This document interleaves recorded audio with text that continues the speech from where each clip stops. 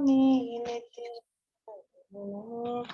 नमस्ते सरस्वती देवी गौरवाणी प्रचारिणे निर्विशेष शून्यवादी पाश्चात्यादिशतारिणे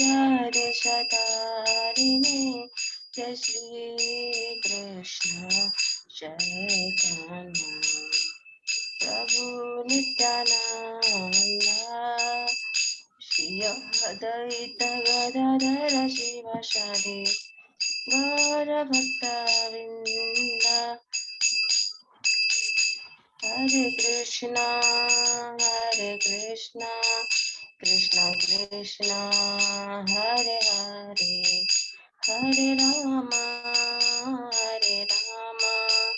राम राम हरे हरे हरे कृष्णा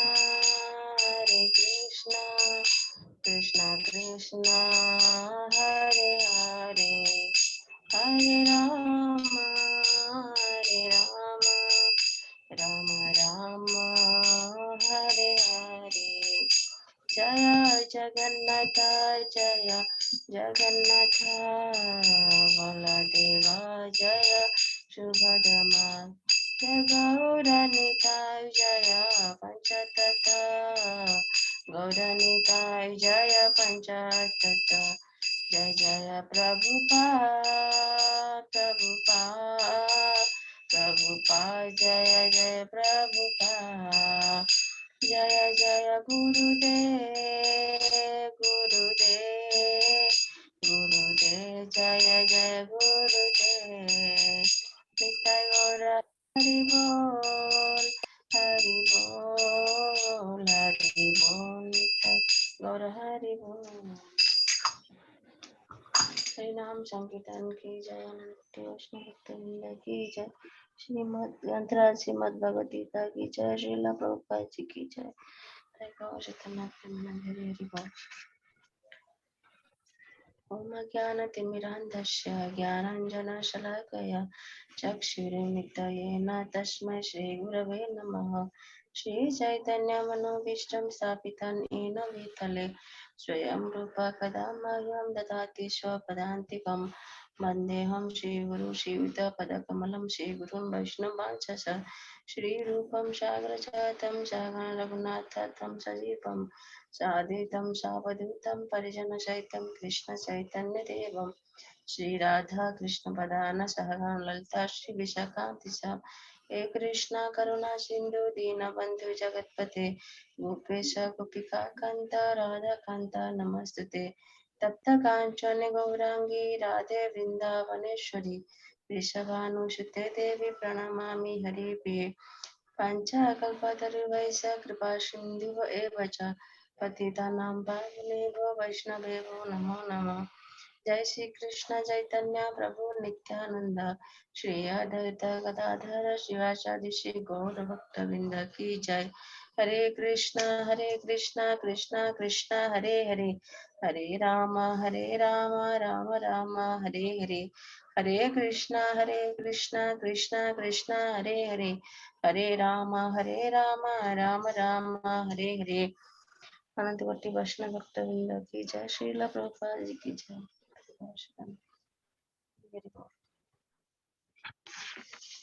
माता साउंड क्लियर है ना माता जी? सुनाई दे रहा अच्छे से?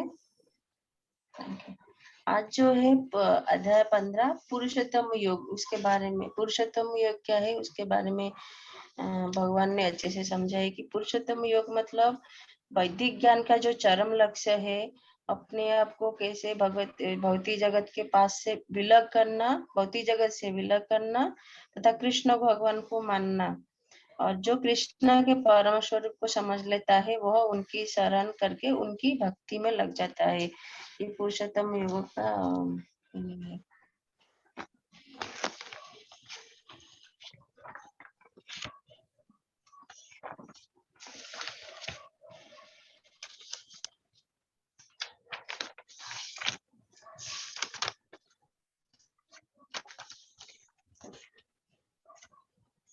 प्रीति माता जी आप बताएंगे माता जी आज?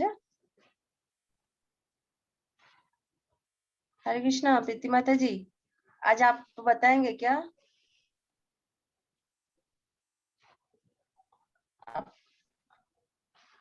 प्रीति हाँ माता माता जी। ने क्या समझा है, तो आप फर्स्ट श्लोक से बताएंगे क्या माता जी? फर्स्ट चैप्टर से। फर्स्ट चैप्टर ठीक है माता जी।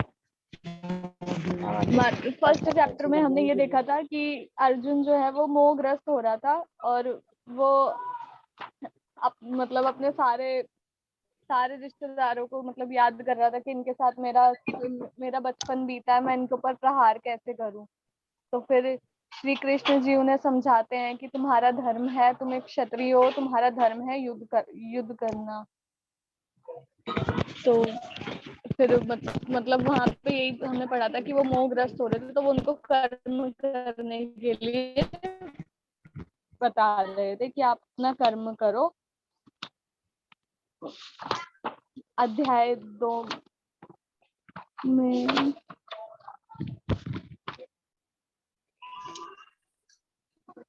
अध्याय 2 में श्री कृष्ण जी ने उन्हें बताया कि जो शरीर है ये बदल सुख हाँ माता जी। सुख दुख आते रहते हैं, परंतु मनुष्य को उन परिस्थितियों में विचलित नहीं होना चाहिए। शरीर का कभी नाश नहीं होता। शरीर का नाश होता है, आत्मा का कभी नाश नहीं होता।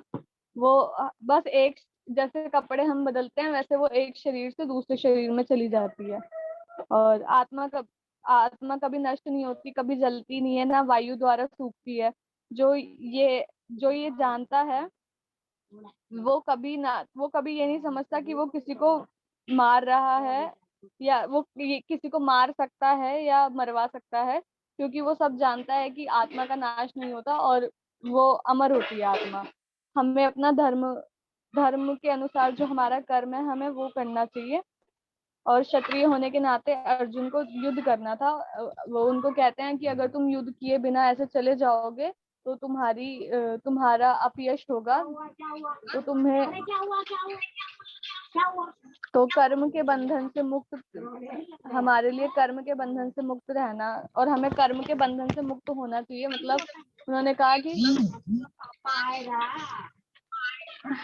भक्ति भाव से हमें उन्हीं के ऊपर अपने कर्म को अर्पित करना चाहिए, और दृढ़ रह के हमें अपने लक्ष्य के ऊपर चलना चाहिए, उसको लाइटली नहीं लेना चाहिए।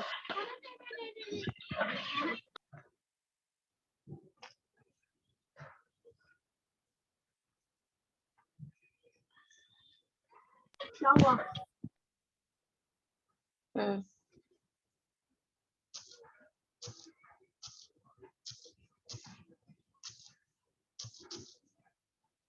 उसके बाद तीसरे अध्याय में उन्होंने बताया कि हमें अपनी सबसे परे हमारी आत्मा होती है, तो हमें अपनी बुद्धि द्वारा अपने मन को वश में करना चाहिए, अपने इंद्रियों को रोकना चाहिए, क्योंकि इंद्रिय सबसे प्रबल है। सबसे तो इसलिए हमें मतलब उसको वो मैम हमारे घर से थोड़ा शोर आ रहा है अभी, इस वजह से मैं थोड़ा सा हाँ डिस्टर्ब कोई हो बात रही नहीं माता जी, बोलिए माता जी, कुछ नहीं होता। तो वो यही बताते बोलिए हैं कि माता जी। हमें अपना कर्म करना चाहिए, अपने इंद्रियों को सबसे पहले अपने वश में करना चाहिए, जो क्योंकि वो बहुत चंचल है और वो उसी की वजह से हम भटक रहे हैं। तो अपनी बुद्धि द्वारा सबसे पहले अपने मन को वश में करके हमें अपने इंद्रियों को कर्म करवाना चाहिए। अगर हम कर्म नहीं करेंगे तो हम हमारे शरीर का निर्वाह भी सही नहीं हो पाएगा। फिर अध्याय 4 में वो बताते हैं कि, एक मिनट मैं निकाल लूं।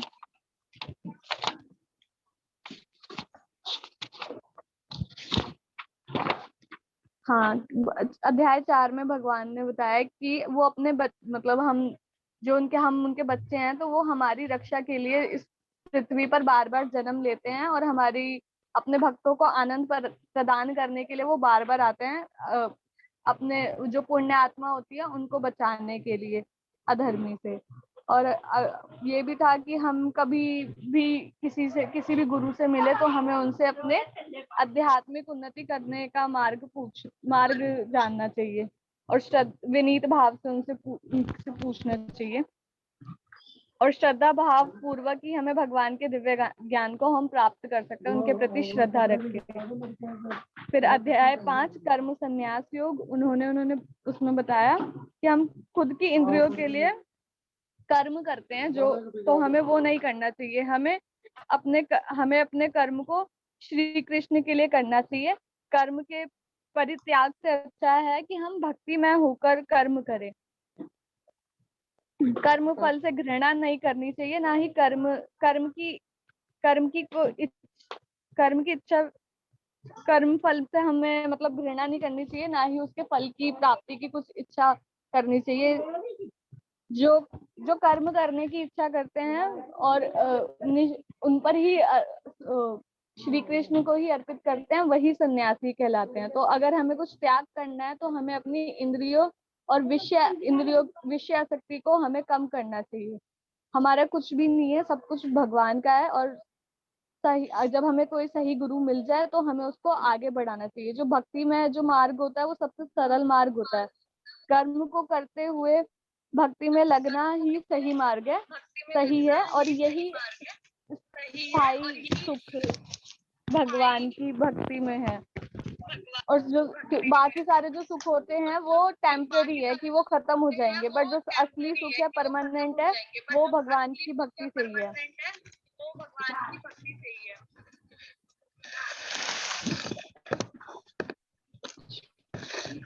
और हम अपनी इंद्रियों को भगवान की सेवा में लगाकर उन्हें वश में कर सकते हैं, इससे वो शुद्ध हो जाएगी। जो बुद्धिमान व्यक्ति होता है उसे पता होता है कि उसे कहाँ पे कितनी आसक्ति दिखानी है, और सभी को वो समान भाव से देखता है। और इसी तरह वो हम जन्म मृत्यु के बंधन से मुक्त हो सकते हैं। ना वो कभी मतलब उसकी कभी वो विचलित नहीं होता, ना कभी ज्यादा खुश होता है, ना कभी दुखी होता है। दुख में वो स्थिर रहता है।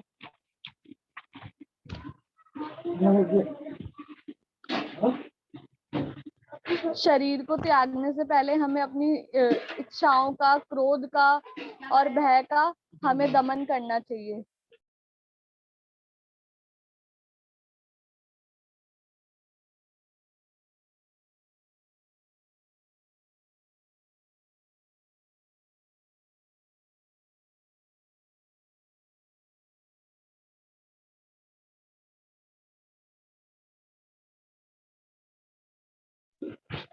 फिर अध्याय 6 में उन्होंने बताया कि मतलब उन्होंने अलग अलग तरीके बताए थे भगवान ध्यान लगाने के लिए। ध्यान योग, फिर ज्ञान योग, और सबसे सरल था भक्ति योग। तो जिसमें हम योग प्राणायाम जो होता है वो थोड़ा कठिन था आज के टाइम के हिसाब से। उसमें बहुत सारी ऐसी बात थी जो हम आजकल नहीं कर पाते हैं। जैसे काफी सारी चीजों, हमें कोई एकांत स्थान पे जाकर भगवान का ध्यान लगाना होता है। और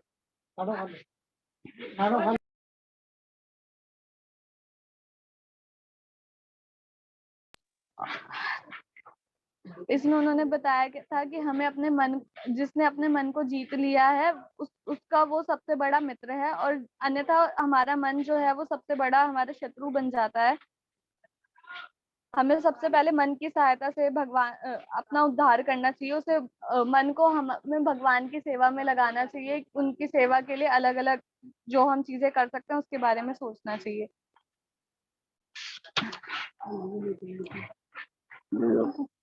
अगर हम अपनी इंद्रियों को खुला छोड़ देंगे तो इससे हमारी आध्यात्मिक वृद्धि में कमी आ जाएगी। भक्त को चाहिए कि वो दृढ़ निश्चय से संकल्प करके भगवान की पूजा करे। जो इच्छा भगवान की भक्ति में अवरोध उत्पन्न करती है, हमें उस इच्छा का त्याग कर देना चाहिए। और मन को हम वश में करके बहुत कठिन परिश्रम करके हम बारंबार अपने भगवान का ध्यान करेंगे तो हम अपनी इंद्रियों को वश में कर लेंगे, और ऐसे हम आध्यात्मिक रूप से भगवान से जुड़ सकते हैं और इस जीवन से निकल सकते हैं। उसके बाद और योग करने का अर्थ होता है भगवान से जुड़ना। पर आज आजकल सारे लोग सिर्फ उसको अपने शरीर को ठीक रखने के लिए करते हैं, तो जो मेन है, तो इस वजह से हम जो योग का असली वो है कि हम भगवान से जुड़ सकेंगे, उससे उससे हम कर्म बंधन से छूट सकते हैं। तो इस वजह से वो हम नहीं छूट पाते, क्योंकि हम सिर्फ अपने शरीर को ठीक फिट रखने के लिए उसको चीज को करते हैं।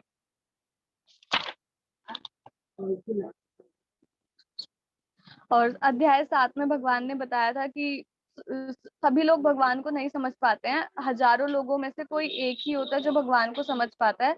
जो जन्म मृत्यु के बंधन में फंस जाता है तो वो नहीं समझ पाता।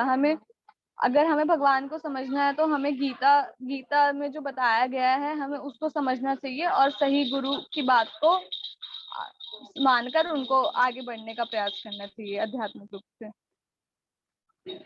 भग यही सारी जी। उन्होंने ये अध्याय 7 में उन्होंने ये भी बताया था कि सभी जो भी प्रकृति के अंदर जो भी चीजें उन सभी की श्रेष्ठता भगवान के द्वारा ही दी गई है।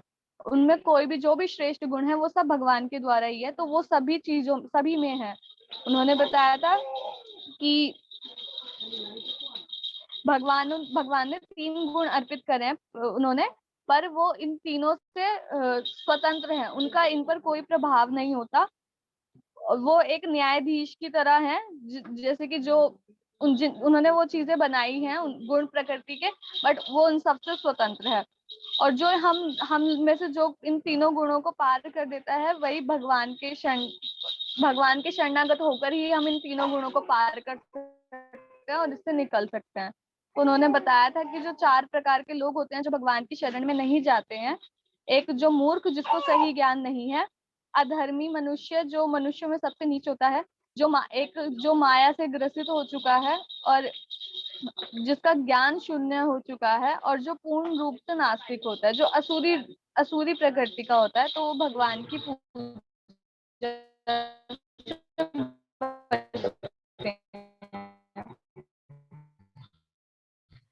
मनुष्य और हमें अपने जीवन में आत्म साक्षात्कार करने का जो सही तरीका के दिए प्रकार के जो व्यक्ति हो, जो शर्तें, तो जिसको जिज्ञासा है भगवान के बारे में जानने की, और जिनको भगवान वो भगवान की पूजा करते हैं, और एक है ज्ञानी जो सब कुछ जानता है और सब कुछ जानने के बाद भगवान की पूजा करता है। तो इन पर ये चारों जाते तो हैं अलग अलग उद्देश्य से, पर ये सारे ही भगवान के भक्त बन जाते हैं। भगवान परम ज्ञानी जो शुद्ध भक्ति में लगा हुआ है वो भगवान को सबसे प्रिय होता है, और मतलब भगवान को भी वो सबसे प्रिय होता है, और भगवान उन्हें भी प्रिय होते हैं। भगवान उन्हें अपने हमेशा समान रखते हैं। भगवान को अच्छे से जानने वाले जो भगवान को अच्छे से जानता है, भगवान सिर्फ उन्हीं के सामने प्रकट होते हैं। तो हमें ये चाहिए कि हम निष्काम ज्ञानी, एक जो निष्काम ज्ञानी होता है उसे सब जगह सब में परमात्मा ही दिखते हैं। जैसे भाप, बादल, पानी, ये सब पानी के ही रूप होते हैं, बर्फ। तो जो एक निष्काम भक्त होता है उसको हर जगह भगवान, और जो मनुष्य इच्छित अपनी जो इच्छा के जो फल हैं उनको जानने के लिए जो देवताओं की पूजा करते हैं, तो भगवान उन्हीं देवताओं में उनका विश्वास जो है वो दृढ़ कर देता है, और देवताओं के द्वारा भगवान ही उन्हें वो फल दे रहे होते हैं। पर वो फल जो होते हैं वो कुछ लिमिटेड समय के लिए ही होते हैं, उसके बाद वो खत्म हो जाते हैं। तो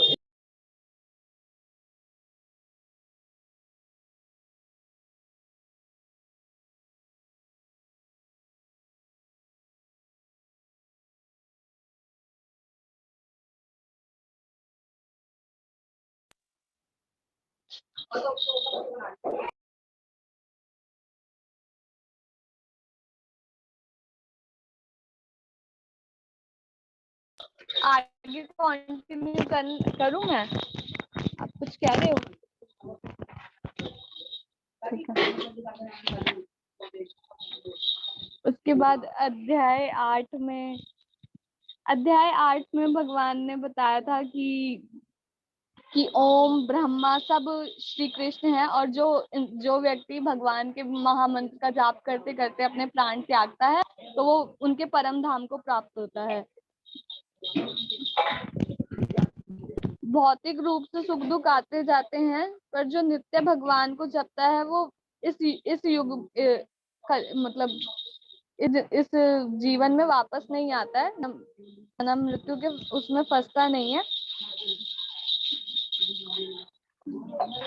और इन्होंने उसमें ये बताया था कि जब जैसे कृष्ण पक्ष में मृत्यु होने पर चंद्रलोक प्राप्त होता है और वो पुनः धरती पर आ जाते हैं, और शुक्ल पक्ष में जो मृत्यु होती है वो ब्रह्मा को प्राप्त होते हैं। पर जो भक्त होता है वो मोह ग्रसित नहीं होता, वह उसको ये इच्छा नहीं होती कि नहीं मैं इस पक्ष में मरूंगा, इस दिन मरूंगा और ऐसे एकादशी को जैसे मरूंगा। उनको ये होता है कि वो भगवान का अध्ययन करते रहते हैं कि उन्होंने सब कुछ भगवान पे छोड़ दिया, कि जब भगवान उनके प्राण हरेंगे, जैसे जब भी हरेंगे, वो सब कुछ उनके ऊपर छोड़ रखे हैं। ये था। फिर अध्याय 9 में हमने पढ़ा था भगवत गीता सभी ज्ञानों का राजा है, जैसे धर्म सिद्धांत है, अविनाशी है और सुख पूर्वक हमें उसको ग्रहण करना चाहिए। हमेशा हमेशा सुख और सुखम। भगवत गीता को समझने के लिए हमें श्रद्धा चाहिए, पूर्ण विश्वास चाहिए।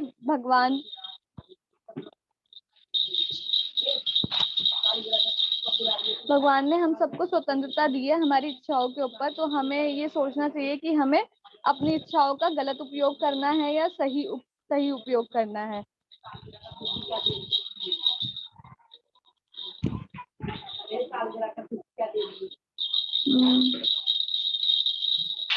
बस फूलों को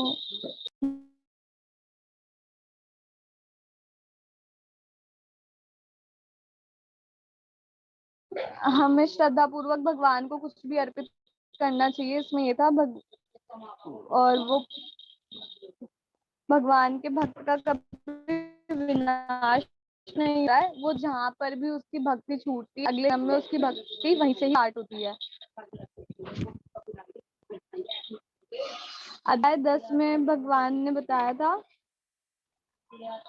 भगवान संपूर्ण सौंदर्यवान ज्ञानवान शक्तिवान है। भगवान अजन्मे सभी चीजों का कारण, सभी जीवों में सारे गुण भगवान के दिए ही हैं और सभी के स्वामी है भगवान। और जो ये सब चीजें जानता है वो शुद्ध हो जाता है। जैसे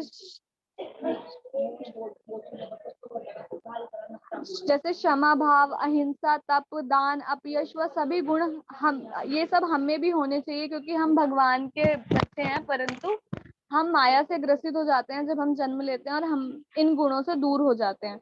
हमें भी सत्य बोलना चाहिए, सहिष्णु होना चाहिए, क्षमा कर देना चाहिए और इधर उधर की बातें करने के बजाय हमें भगवान की भक्ति में ध्यान देना चाहिए।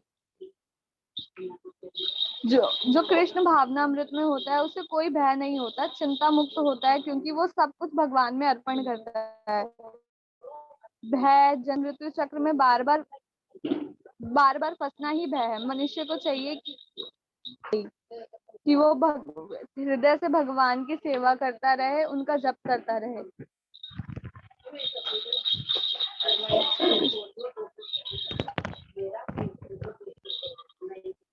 भगवान सभी शक्तिशाली की शक्ति है। वो अपने भक्तों को उन तक पहुंचने का मार्ग दिखाते रहते हैं। उनके अंतरात्मा में ही होते हैं और अंधकार को दूर करने के लिए उनको हमेशा मार्ग दिखाते रहते हैं। अध्याय 11 में भगवान ने अपना विराट रूप के बारे में बताया था, जहाँ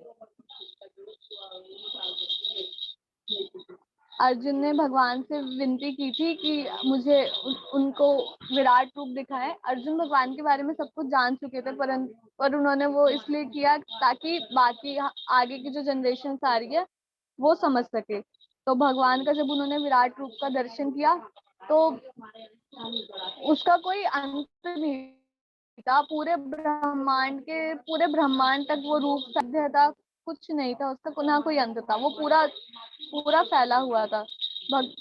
वो उनके शरीर में लाखों सूर्य का प्रकाश दिख रहा था, अत्यंत तेज था। भगवान एक शरीर के बहुत सारे भाग थे। अर्जुन अर्जुन उन्हें बार बार दंडवत प्रणाम कर रहे थे।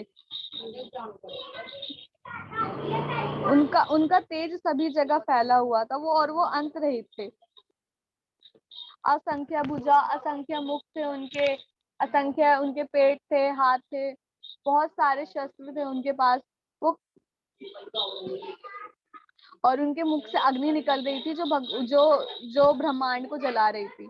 तो अर्जुन वो देख के थोड़ा से विचलित भी हो रहे थे, उन्हें थोड़ा सा भय भी लग रहा था कि ये क्या हो रहा है। जब उन्होंने देखा कि दुर्योधन और उसके सारे भाई और उनके जो उनके मेन जो वो थे, क्या कहते हैं उसको, सैनिक, जो उनके सैनिक थे, उनके वो पितामह भीष्म, गुरु द्रोण और कर्ण, ये सभी महारथी जो थे वो भगवान के मुख में प्रवेश कर रहे थे।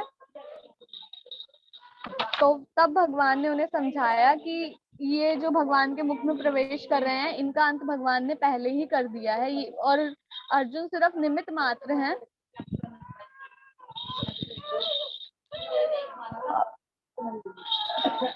उनका वो रूप देख के देवता जन जो थे वो आनंदित हो रहे थे, और जो दैत्य थे वो भाग रहे थे। अर्जुन उनसे पुनः पुनः नमस्कार कर रहे थे। अर्जुन ने फिर उनसे क्षमा भी मांगी कि उन्होंने एक मित्र के भाव से उनसे काफी बार हे यादव, हे कृष्ण और ये सब कहा था। उनके साथ लेटते भी थे काफी बार, मजाक में उनको कुछ मजाक किया था उनके साथ काफी बार। तो वो उनसे क्षमा मांग रहे थे कि वो उनकी महिमा को नहीं जानते थे। फिर श्री कृष्ण फिर ये कहते हैं कि जो उनके लिए ही कर्म करता है और शुद्ध भक्ति करता है वो उन्हीं को प्राप्त होता है। फिर अध्याय 12 के भक्ति योग में उन्होंने बताया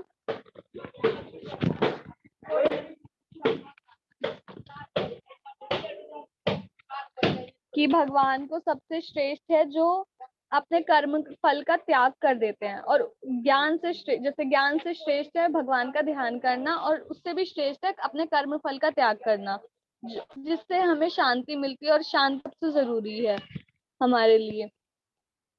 और जो किसी से द्वेष नहीं करता, सुख दुख में समान रहता है, सभी के साथ दयालु भाव रखता है, अहंकार नहीं करता, जिसकी बुद्धि स्थिर रहती है हर सिचुएशन में,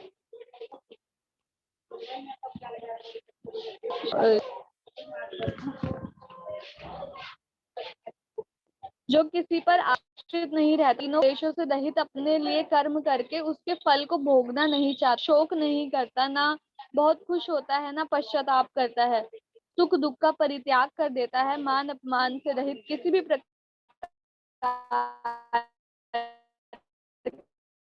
के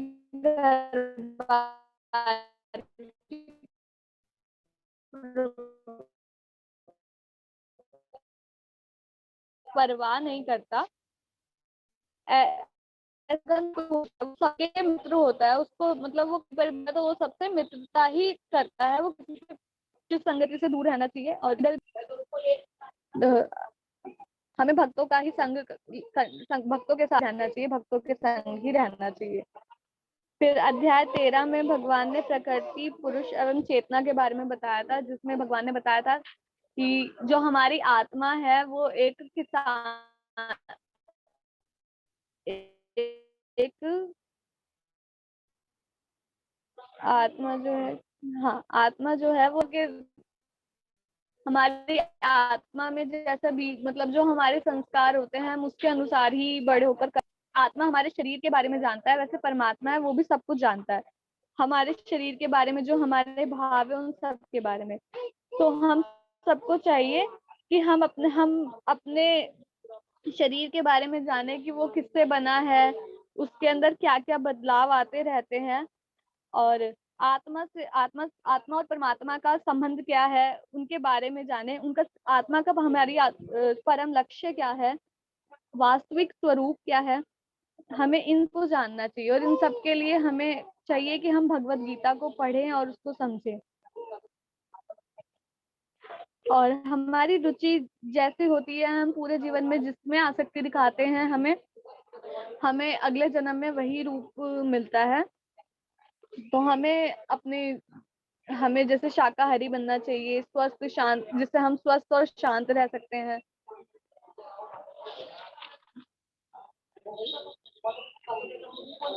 नशा द्रव्य से हमें दूर रहना चाहिए।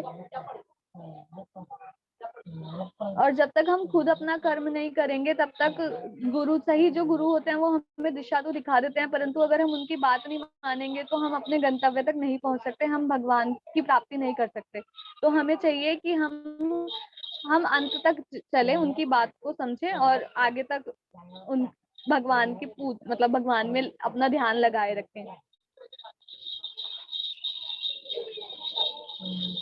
जो हमारी आत्मा हमें कभी भी हमें धन संपत्ति से या किसी भी चीज से या हमें ज्यादा आसक्ति नहीं दिखानी चाहिए। हमें जो अनन्य प्रेम है हमें सिर्फ भगवान से ही करना चाहिए। भगवान हमारे सबसे निकट भी हैं और सबसे दूर भी हैं। जो आत्मा होती है वो हमारे शरीर में स्थित होते हुए भी हमारे शरीर द्वारा जो कर्म हो रहा है उससे लिप्त नहीं होती। जो ज्ञान, जिसको ये सब ज्ञान है वो भाव बंधन से मुक्त हो जाता है। फिर अध्याय 14 में जो हमने कल पढ़ा उसमें हमने पढ़ा ब्रह्मा जी ने सृष्टि को रचा था और ब्रह्म को जन्म भगवान ने दिया था और उनके द्वारा ही तो भगवान के द्वारा ही ये सब कुछ रचनाएं हुई हैं और वो हमारे परम पिता हैं। और इस हम सब में भी सभी गुण थे, पर जब जैसे जैसे हम पृथ्वी पाए और हम यहाँ पे सारी माया से ग्रसित हो गए तो हमारे जो गुण हैं वो लुप्त हो गए। उसके बाद उन्होंने तीनों गुणों के बारे में बताया था कि जो सत्व गुण होता है वो हमें शुद्ध कर देते हैं, वो सुख और हमें ज्ञान प्रदान करने वाले होते हैं, भगवान के प्रति प्रेम के भाव को बांधते हैं। रजोगुण जो होता है वो हमारे अंदर लालच बढ़ाता है, हमारी आकांक्षाएं बढ़ जाती हैं, हम सकाम कर्म करते हैं, हम कर्म तो अच्छे करते हैं पर हम उसके भोग को हम उसको भोगना चाहते हैं। तो ये हमारी आसक्ति बढ़ाता है और हमें जन्म मृत्यु से बांधे रखता है।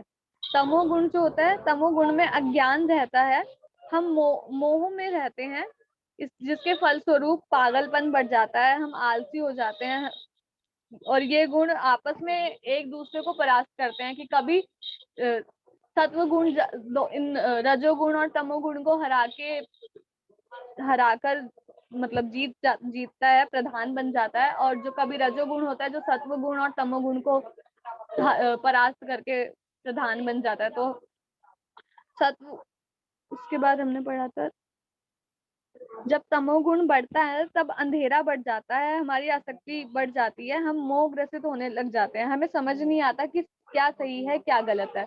जो तमोगुण में मरता है कोई भी व्यक्ति, उसे अगले जन्म में पशु की योनि प्राप्त होती है, और जो रजोगुण में मरता है वो सकाम कर्मों को भोगने वाला होता है, तो इसलिए वो बार बार जन्म मृत्यु के चक्र में फंसता रहता है, उसको दोबारा जन्म मिलता है। फिर जो सत्वगुण होता है वो पुण्य कर्म करते हैं और उसका फल शुद्ध होता है, जो उसको भोगना नहीं चाहते उसको वास्तविक ज्ञान प्राप्त होता है और धीरे धीरे वो उच्च लोक तक पहुंच जाता है, और उच्च से भी ऊपर जो होता है वो वहां तक पहुंच जाता है अगर वो सत्व गुण एकदम शुद्धता से करते रहे, सत्व गुण में रहे, शुद्ध रहे। रजोगुण वाले जो होते हैं वो बार बार पृथ्वी पर आते रहते हैं, और तमोगुण वाले जो होते हैं वो नरक में चले जाते हैं। जो समस्त कार्यों में प्रकृति के इन तीनों गुणों के अलावा कोई नहीं है, यह ज्ञान भगवान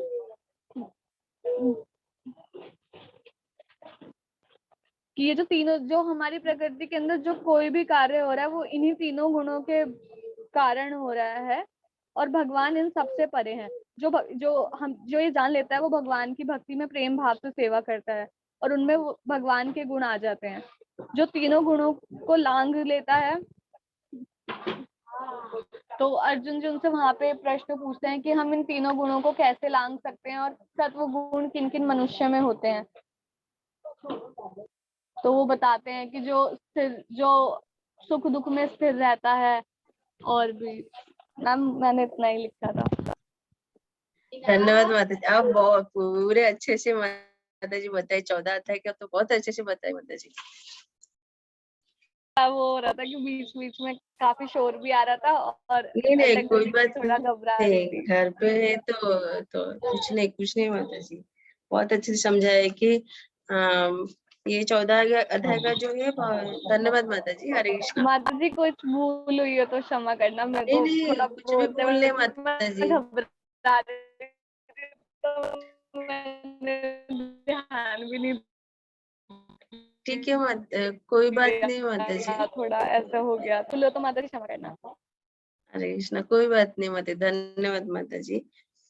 हरे ये कृष्ण। 14 अध्याय जो है, हाँ माता जी हरे कृष्णा, 14 अध्याय जो है प्रकृति के तीनों गुणों के बारे में चर्चा हुआ है कि प्रकृति के तीनों गुण भगवान बोल रहे हैं कि ये मतलब भगवान जो है जैसे हम लोग देखे थे परम गृह 9th में क्या बोले थे, परम गृह ज्ञान बताऊंगा मैं अभी, मतलब उनको अर्जुन को टेस्ट दे रहे, एक एक टेस्ट दे रहे उसको अलग अलग, मतलब उनके स्वाद को बढ़ा रहे अर्जुन, भगवान एक एक अलग अलग स्टेप्स में अलग अलग उनको परम गृह ज्ञान के, पहले तो गृहतम ज्ञान बताए, फिर उसके बाद ऐश्वर्य के बारे में बताए, फिर उसके बाद जो है भगवान का जो है विराट रूप के बारे में बताए, मतलब एक एक करके उनको अलग अलग टेस्ट दे रहे भगवान उनको, ताकि वो तो स्वाद ले रहे थे और हमें भी उनको कैसे हम कैसे भगवान को अच्छे से जान पाएंगे, भगवान हमें भी वो स्वाद मतलब ये बता रहे उसके बारे में। तो इसमें जो है प्रकृति के तीनों गुणों के बारे में भगवान ने इधर इधर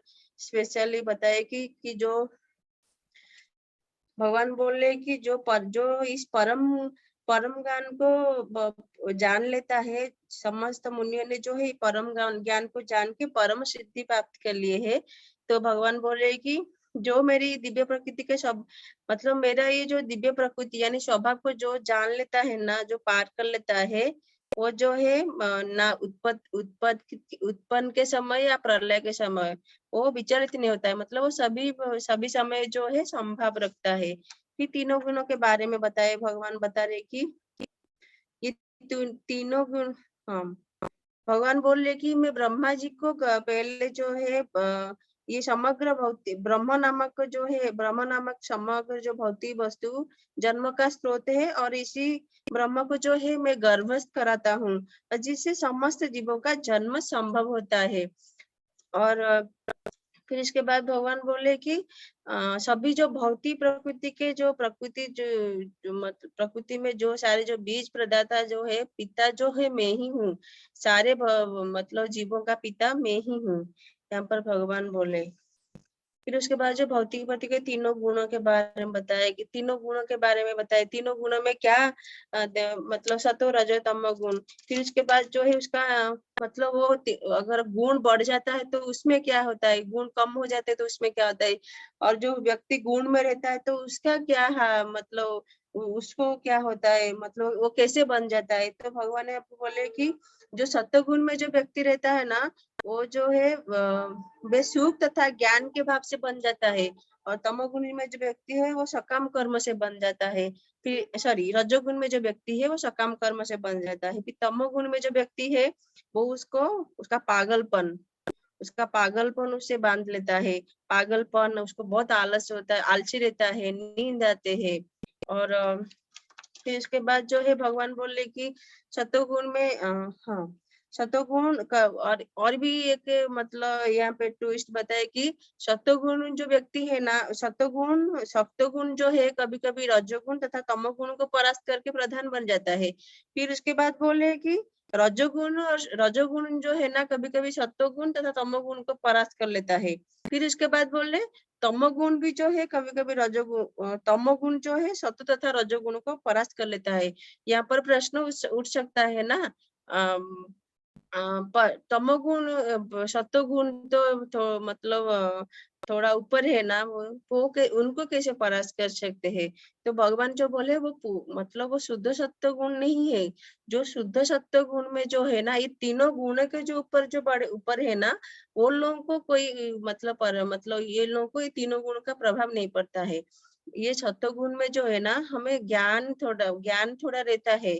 और ज्ञान अगर रहेगा तो व्यक्ति थोड़ा सुख में रहता है। तो अगर मतलब कभी कभी ऐसे हो जाता है, मतलब जैसे हम लोग देखते हैं सुबह का टाइम जो है सत्वगुण का समय है, दोपहर रजोगुण का समय है, शाम को तमोगुण का समय है। मतलब ऐसे उसी प्रकार चेंजेस हो सकता है। मतलब सत्वगुण के समय अगर कोई व्यक्ति ज्यादा मतलब ज्यादा आसक्ति के कारण वो ज्यादा मतलब धन कमाना चाहेगा। मतलब उस समय जो सत्वगुण का काम नहीं करेगा, तो वो रजोगुण का अगर रजोगुण में व्यक्ति जो करता है वो अगर सुबह सुबह वही करता है, तो वो सत्वगुण गया नहीं है ना, उसके पास सत्वगुण का नहीं रहता है। और अगर रजोगुण के समय अगर कोई व्यक्ति बहुत सोता है और मतलब उसको पागलपन जैसा रहता है, आलसी रहता है, बहुत नींद आती है रजोगुण के समय, तो वो भी तमोगुण में आ जाता है। वो रजोगुण अभी रजोगुण नहीं, वो तमोगुण में आ गया है। उसी प्रकार तीनों जो है गुण जो है चेंजेस होते रहते हैं। मतलब सब एक एक सत्वगुण कभी प्रधान बन जाता है, कभी तमोगुण प्रधान बन जाता है इन दोनों में से, कभी रजोगुण भी तो प्रधान बन जाता है इन दोनों में से।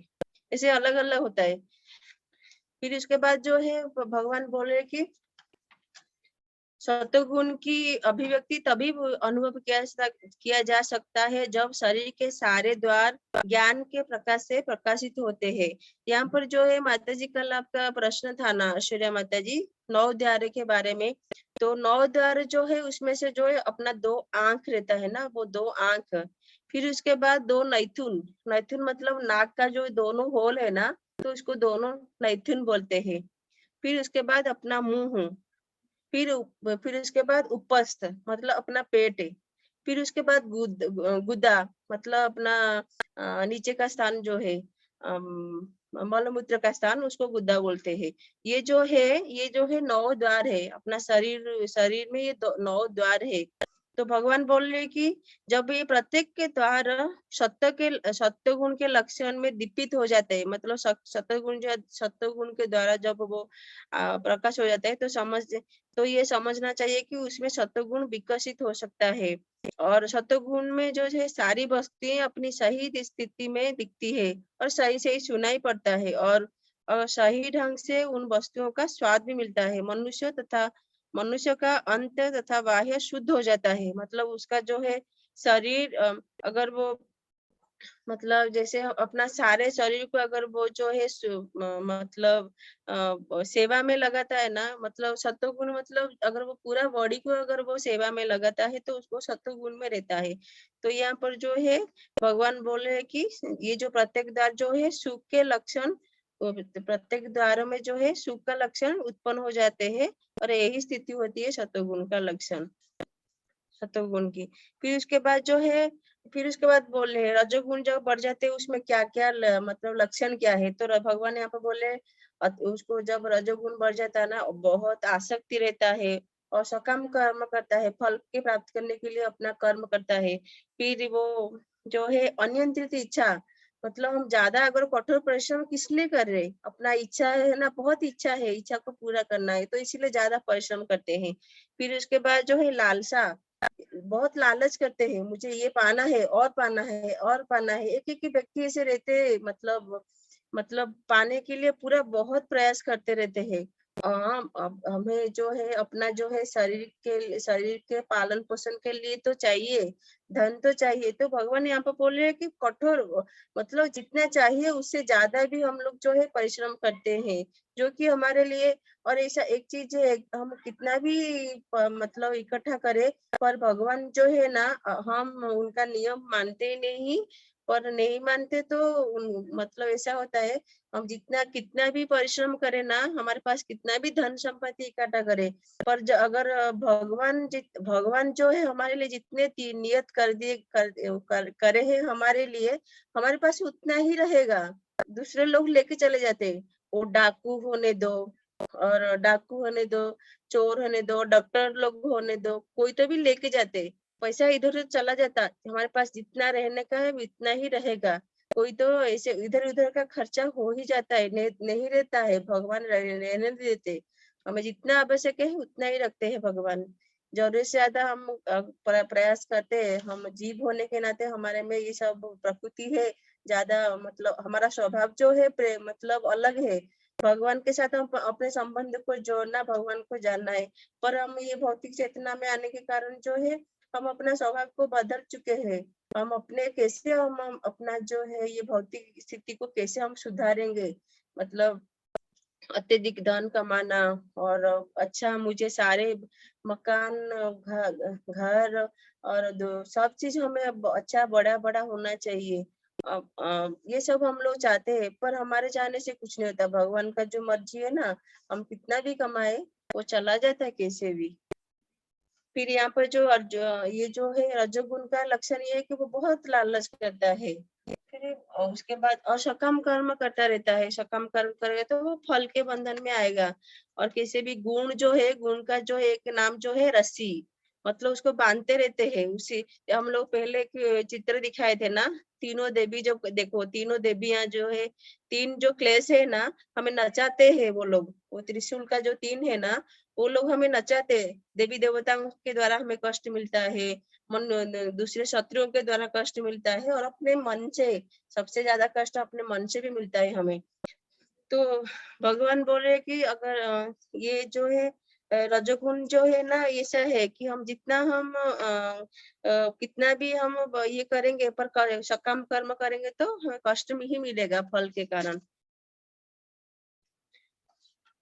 उसके माता बाद जी, जो है, हाँ माता जी। मैं ये पूछ रही थी कि अगर हम लोग कोई कर्म कर रहे हैं और उसका फल अपने लिए नहीं, किसी और के लिए या परिवारजन या किसी और के लिए मांग रहे, खुद के लिए नहीं मांग रहे, तो वो भी आसक्ति में आएगा? आसक्त माता जी, मेरा ये भगवती गीता का अनुसार बताऊं तो जो है माता जी, अगर आप अपने लिए और अपने लोगों के लिए भी करेंगे तो माता जी उसका फल तो मिलता माता जी उसमें। और पर कर्म मैं तो माता ये जी नहीं कर रही, मतलब जैसे कि मेरे को फल नहीं चाहिए, मैं कोई काम कर रही हूँ किसी और के लिए, परिवार के लिए या किसी और के लिए, बस तो मेरे को माता जी नहीं आपको ये चाहिए, तो उसमें तो फल तो, पर माता जी पर आप फल तो आपको मिलेगा ही माता जी, क्योंकि आप ये पुण्य कर्म कर रहे हैं। आप अपने लिए नहीं कर रहे पर दूसरे के लिए कर रहे हैं, तो ये पुण्य कर्म हो गया। अब पुण्य कर्म का फल अच्छा मिलता है, पर उसका फल जो है मतलब ज्यादा दिन तक नहीं है माता जी। तो फल तो आपको मिलेगा माता जी। मतलब आप दूसरे के लिए पुण्य कर्म कर रहे हो माता जी, दूसरों को हेल्प करे ना, तो ये पुण्य कर्म है माता जी।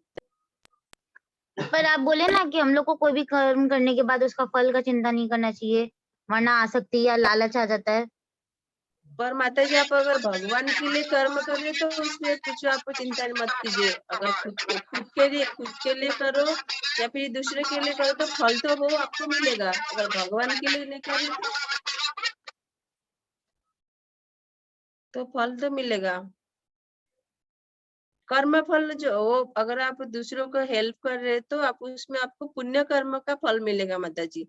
फल तो मिलेगा, पर अगर भगवान के लिए अगर कुछ कर्म कर रहे ना बिना फल के, मतलब आपके मन में नहीं रहे या नहीं रहने दो, पर अगर भगवान के लिए कर्म कर रहे तो उसमें कुछ भी फल नहीं मिल लगता।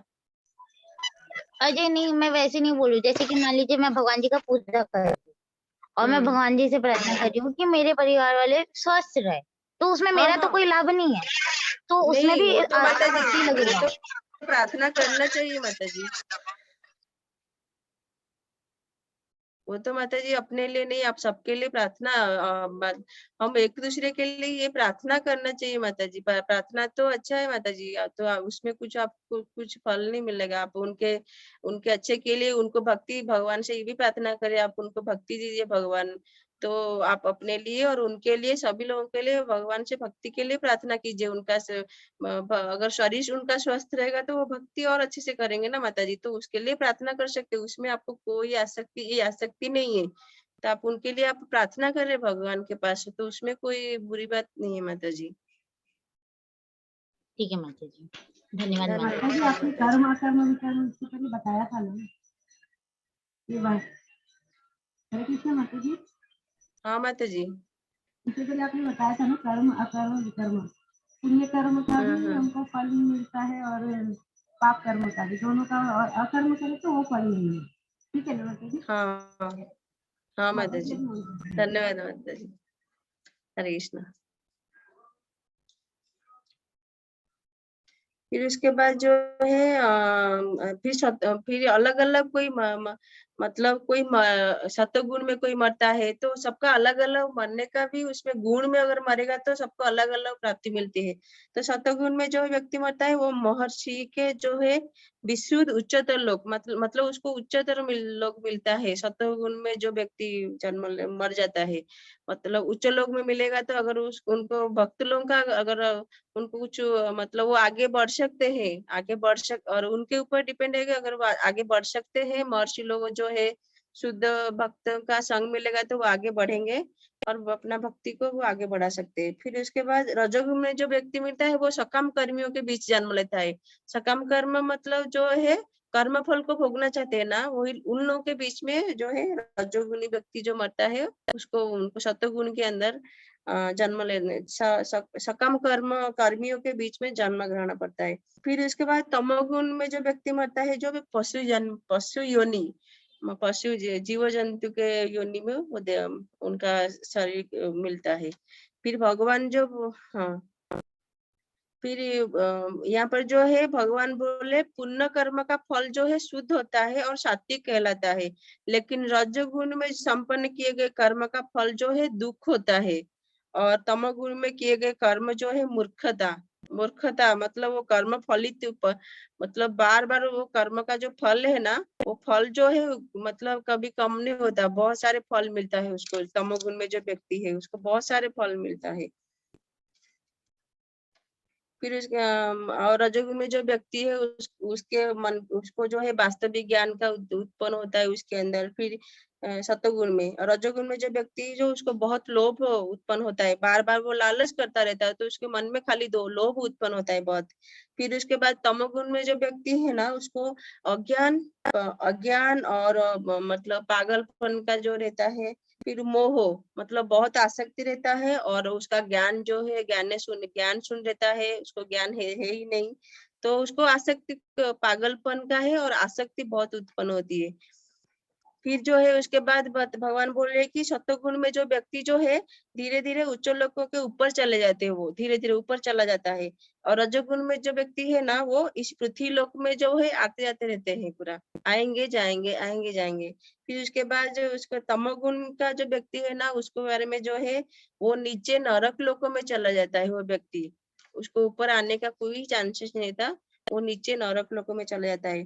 फिर उसके बाद भगवान जो है यहाँ पर जो लास्ट श्लोक है उसके बारे में बता रहे कि जब कोई यह अच्छी तरह जान लेता है कि समस्त कार्यों में प्रकृति के तीनों गुणों के अतिरिक्त अन्य कोई करता नहीं है, और जब वह परमेश्वर को जान लेता है जो इन तीनों गुणों से परे है, तो वह मेरे दिव्य स्वभाव को प्राप्त होता है। यहाँ पर ये भगवान यहाँ पर बोले कि जब कोई अच्छी तरह जान लेता है कि जो समस्त जो कार्य हो रहा है ना प्रकृति के तीनों गुणों के अतिरिक्त उसमें कोई और कर्ता कोई भी नहीं है, तीनों गुणों ही पूरा करा रहे।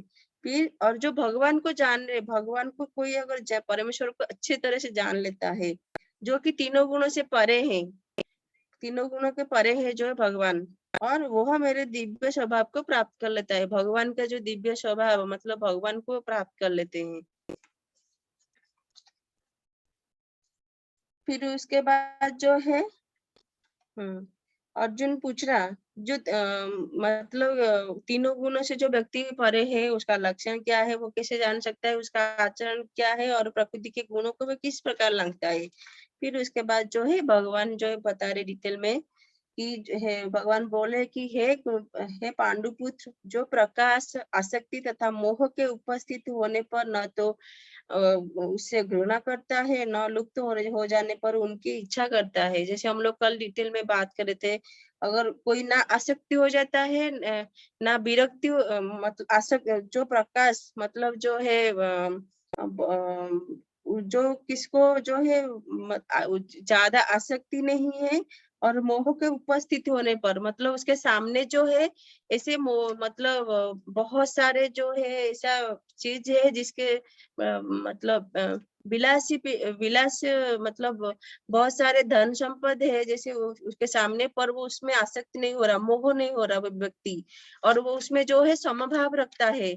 और वो जो है ये जो प्रकृति के जो तीन भौतिक जो तीनों गुण है ना, इन समस्त प्रतिक्रिया से जो है निश्चल तथा अविचल भाव से, मतलब उसको कुछ फर्क नहीं पड़ता ये सब चीजों में। और जो है और फिर उसके बाद जो उदासीन तथा दिव्य बना रहता है, मतलब इस चीजों से उनको कुछ भी काम लेना देना नहीं है, और वो दिव्य बना रहते हैं। वो अपना जो स्तर है ना, उसी दिव्य स्तर में वो रहते हैं। और जो अपने आप में स्थित है, मतलब जिसको जो आत्म स्थित है, जिसको आत्म साक्षात्कार क्या है उसके बारे में जिसको पता मालूम हो गया है, तो वो जो है सुख तथा दुख को एक समान देखता है। मट्टी, कंकड़, पत्थर, ये स्वर्ण के टुकड़े, वो सभी चीजों को एक समान दृष्टि से देखता है। और अनुकूल तथा प्रतिकूल में जो है अनुकूल और प्रतिकूल के जो प्रति जो है समान बना रहता है वो परिस्थितियों में। और वो जो है जो धीर है, जो धीर है, धीर मतलब यहाँ पर जो है श्री उपनिषद के अनुसार जो है अपना जो 6 वेग है ना, वाणी का वेग, मन का वेग, क्रोध का वेग, जीव का वेग, उदर उपस्थ और अपने सारे जनेंद्रिय सब, मतलब जो सारे अपने इंद्रियों को अपने बस में कर लिया ना, 6 प्रकार वेग है, वो उसको धीर बताया गया है। अपने सारे इंद्रियों को बस में कर लेता है धीर। तो वो जो है ना प्रशंसा या बुराई, मान तथा अपमान, सारे चीजों में जो है समभाव रखता है। और अपने शत्रु तथा मित्र दोनों के साथ समान व्यवहार करता है। जिसने जो है सारे भौतिक कार्य का परित्याग कर दिया है, ऐसे व्यक्ति जो है प्रकृति के गुणों से अतीत कहते हैं, मतलब उससे परे है वो लोग। प्रकृति का गुण जो है उनको लगता नहीं, क्योंकि जो है वो भगवान के जो है दिव्य प्रेमा भक्ति में लगे रहते। फिर उसके बाद भगवान बोले कि मैं ही उस निराकार ब्रह्म का आश्रय हूँ, जो अमर्त्य, अविनाशी तथा शाश्वत है और चरम सुख का स्वाभाविक पद है। भगवान बोले कि जो व्यक्ति जो ऐसे भाव में रहता है ना, वो प्रकृति को तीनों गुणों को लांग लेता है, वो ब्रह्म के स्तर पर पहुंच जाता है। तो भगवान बोले वो ब्रह्म का जो आश्रय में ही हूँ। जैसे हम लोग जैसे एग्जाम्पल बताए थे ना आश्रय के बारे में, एक एग्जाम्पल तो आप लोग को किसको मालूम है? कुणाल ठाकुर प्रभु, दिशा माता जी, ऐश्वर्या माता जी, किसको मालूम है? आश्रय भगवान जो है, सॉरी, भगवान जो है सभी जो है विश्व ब्रह्मांड का आश्रय दाता है। तो उसके बारे में हम लोग, मतलब सभी चीज जो है भगवान के ऊपर आश्रित है। तो उसके बारे में हम लोग एक उदाहरण बताए थे, मालूम आप किसको याद है? माता जी, प्रभु जी बताएंगे?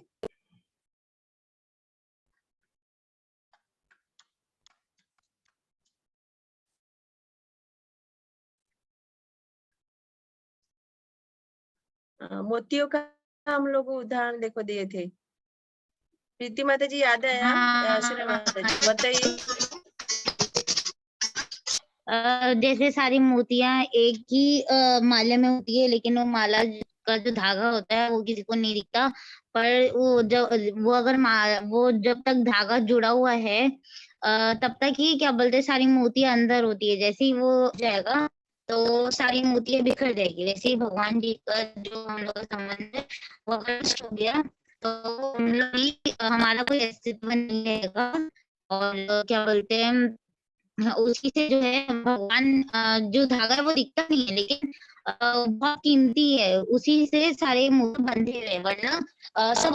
और वैसे ही भगवान का रिश्ते में अगर हम लोग भगवान को भूल जाएंगे और भगवान से अलग हो जाएंगे तो हम लोग भी गलत रास्ते पे चले जाएंगे और हम लोग के साथ भी अनिष्ट हो जाएगा और हम सब फिर समझ नहीं पाएंगे। हाँ माता जी, धन्यवाद माता जी, हरे कृष्णा। जैसे सारे, हाँ माता जी, सारी वस्तुएं भगवान जो है सारे सृष्टि का मतलब सारे विश्व ब्रह्मांड समस्त जीवों का, सभी का जो है सृष्टि पालन करने वाले हैं, उनका जन्मदाता है, उनको नियंत्रण करने वाले हैं। तो सभी जो चीजें है भगवान के ऊपर आश्रित है। जैसे मोती जो है, मोती सारे जो मोतियां एकजुट में है तो एक धागा के ऊपर आश्रित है। अगर धागा नहीं रहेगा तो मोतियां एक जगह इकट्ठे नहीं रह सकते। वो सारे मोतियां धागे के ऊपर आश्रित है। उसी प्रकार जो है ये सारे जीव जंतु, सारे विश्व ब्रह्मांड जो भगवान के भगवान के ऊपर आश्रित है, भगवान उनको जो है आश्रय देने वाले हैं। तो यहाँ पर जो है भगवान बोले है कि मैं ही जो अभी ये जो व्यक्ति जो है तीनों गुणों को लांग लेता है वो ब्रह्म के स्तर पर पहुंच जाता है। तो भगवान बोले जो निराकार जो ब्रह्म है ना उसका आश्रम मैं ही हूँ। मतलब भगवान बोले है मैं सभी मतलब जीव जंतु सारे विश्व ब्रह्मांड का आश्रय मैं ही हूँ और मैं अविनाशी हूँ और शाश्वत हूँ। ये जो है चरम सुख का पद है ये जगह। फिर इसके बाद हम लोग 15 में जाएंगे।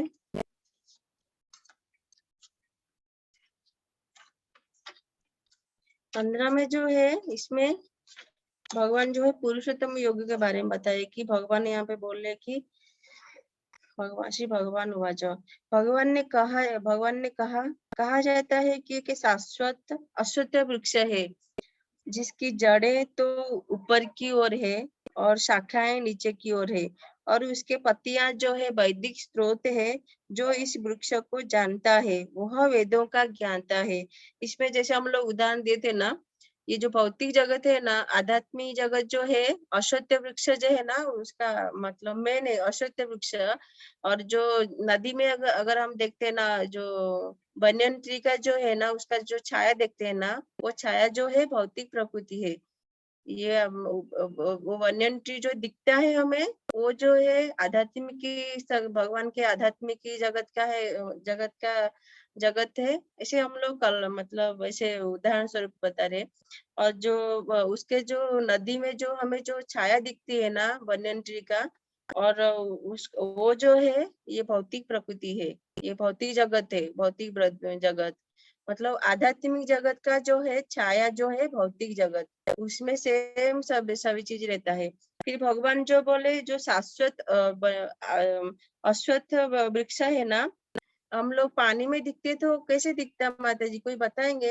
हम लोग ऐसे बनियन ट्री को अगर पानी में देखेंगे तो उसका स्वरूप कैसा रहता है? उल्टा हो जाता है। उल्टा रहता है। उसका जो जड़ है ऊपर की ओर रहता है, देखो। हाँ वही तो उल्टा दिखेगा ना। और उसका शाखाएं जो है नीचे रहते हैं और उसका पत्तियां भगवान यहाँ पर जो है उनको उदाहरण के तौर पर बताया कि जो उनका जो पत्तियां जो है वैदिक स्रोत है। और जो इसी वृक्ष को जानता है वो ये जो वृक्ष को जान लेता है ना वो वेदों का ज्ञाता कहलाता है। मतलब जो है वेदों का वेदों को जो है जानता है वो वेदों जो ये वृक्ष को जान लिया है तो वो वेदों का ज्ञाता है।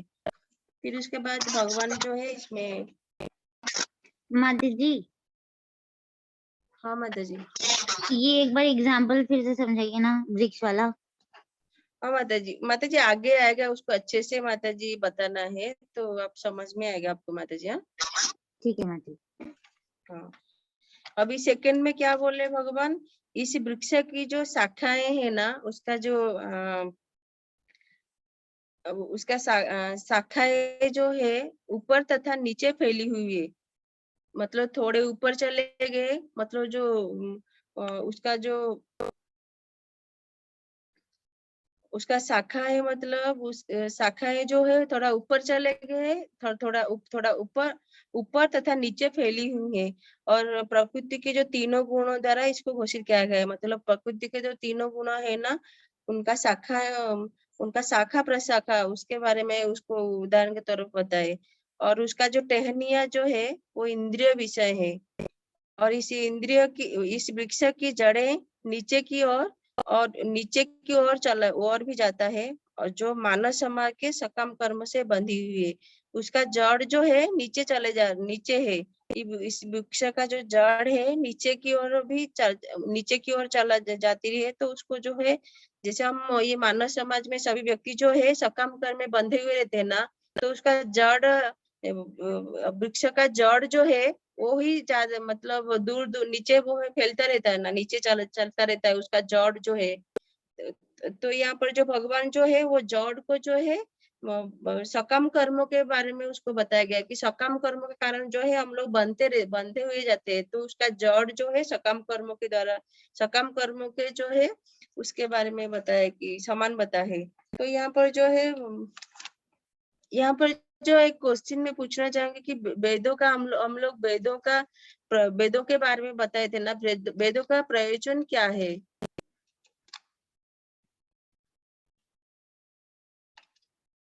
उसमें नियम और कानून लिखा रहता है, हम लोग को क्या करना चाहिए क्या नहीं करना चाहिए, हर काम करने का क्या तरीका है। हाँ, उसका मेन जो प्रयोजन है, मूल प्रयोजन क्या है माता जी? उसमें तो नियम कानून बहुत है, उसका जो मेन प्रयोजन क्या है? कुणाल ठाकुर प्रभु जी।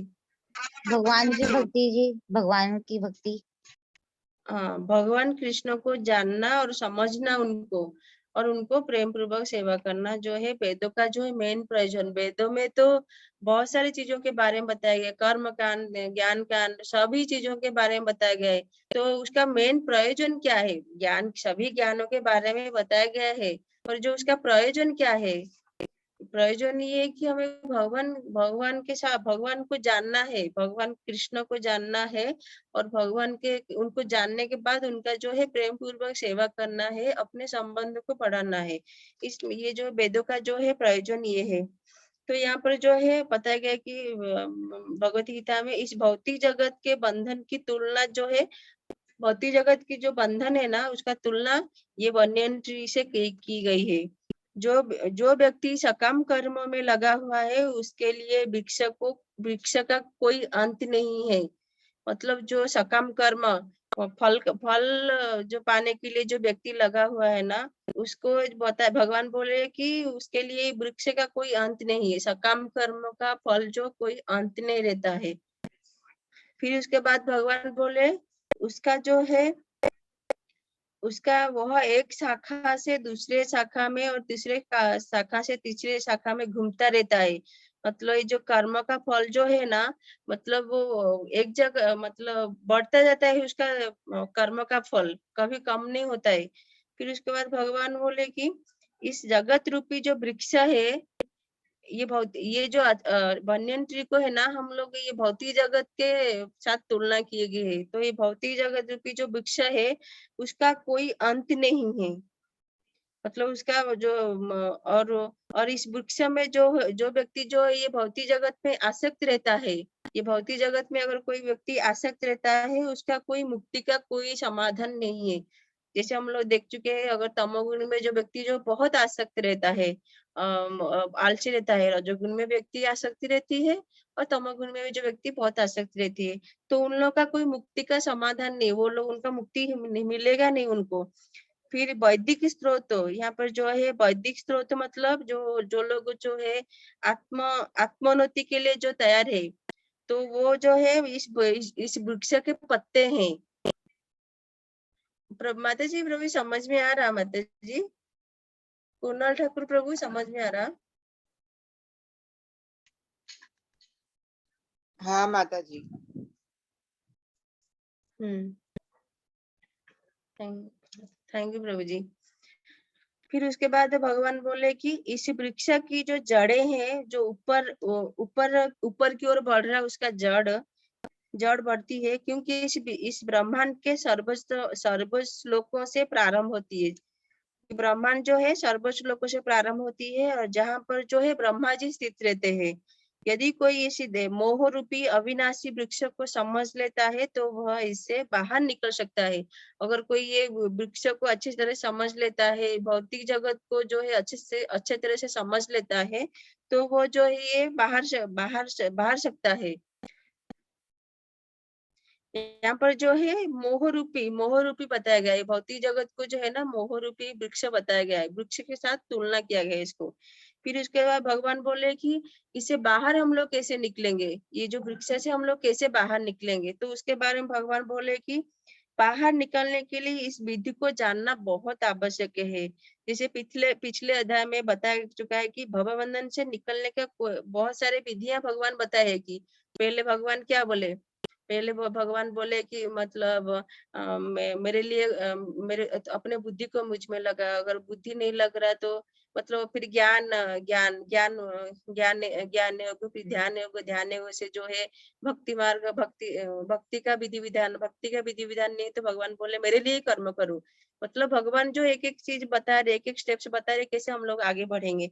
तो यहाँ पर बताया है कि जो हम भवबंधन से निकलने के लिए बहुत सारी विधियां हैं। हमें जो है जैसे 13वां अध्याय में जो है यह हम लोग देख चुके हैं कि भगवत भक्ति ही सर्वतक सबसे जो है श्रेष्ठ क्या है, भगवत भक्ति। भगवान वजह से बताया है जैसे, और भक्ति का जो मूल सिद्धांत क्या है उसके बारे में भगवान बोल रहे कि भौतिक संसार से आसक्ति को, हाँ, भौतिक कार्यों से विरक्ति होना, मतलब भौतिक कार्यों से विरक्ति होना मतलब जो है अनावश्यक चीजों के लिए जैसे हम लोग तत्पर रहते हैं ना, जैसे बहुत सारे धन संग्रह करना और अपने मतलब आसक्ति होना बहुत, तो भगवान बोल रहे उस चीजों से विरक्ति होना चाहिए। जितना हमें चाहिए अपना अपने ये शरीर के भरण पोषण के लिए हमें उतना ही मतलब संग्रह करना, उतना ही हमें मतलब उसके लिए ही उतना ही काम कार्य करना चाहिए। और भगवान बोले कि भगवान उसके साथ जो भगवान बोले भगवान की दिव्य सेवा में अनुरक्ति, अनुरक्ति मतलब अपने दिव्य सेवा में अपना रुचि को बढ़ाना, दिव्य सेवा करना। फिर भगवान बोले कि इस संसार में जो है आसक्ति तोड़ने का विधि यहाँ पर जो बताया गया है कि इस संसार के प्रारंभ में इस संसार की जो जड़े जो ऊपर है ना, वो जड़ों को जो जड़े जो है बढ़ते रहते हैं। तो भगवान बोले कि इसका अर्थ है कि ब्रह्मांड के जो सर्वश्लोक है, सर्वश्लोक से पूर्ण भौतिक पदार्थ से यह प्रक्रिया शुरू हुआ है। और यहाँ से जो भगवान बोले कि यहाँ से सारे ब्रह्मांड का विस्तार होता है और जिससे अनेक लोग उनकी शाखाओं के रूप में होते हैं। और उसके जो फल जो है जीवों का कर्म फल, ये जो जैसा वृक्ष का जो है फल जो है ना, जो सारे जीवों का जो है कर्म फल है ना, वो ये वृक्ष का फल है। अर्थात धर्म अर्थ काम तथा मोक्ष, मतलब कोई धर्म के लिए काम करता है, कोई पैसा के लिए, कोई अपने काम मतलब अपना सारे अपने ये विषय आसक्ति को बढ़ाने के लिए कम उसको कैसे अच्छा से तृप्ति करने उसके लिए करता है। और कोई जो है मोक्ष के लिए मोक्ष के लिए काम करता है। तो ये घातक है, ये सब घातक है। जो कर्म फल जो है ये मतलब धर्म अर्थ काम तथा मोक्ष के लिए जो है घातक है ये सब सारी चीज। और जैसे हम लोग पढ़ चुके हैं कि धर्म जो है ये सनातन धर्म था। सनातन धर्म का जो है वास्तविक अर्थ है भगवान कृष्ण को जानना और उनके प्रति पूर्ण प्रसन्नता होकर उनकी सेवा करना।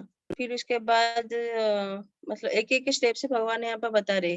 फिर भगवान बोले कि यद्यपि संसार में ऐसे वृक्ष का जिसकी शाखाएं नीचे की ओर है और तथा उसके जड़े जो ऊपर है, तो उसका कोई अनुभव नहीं कर सकते।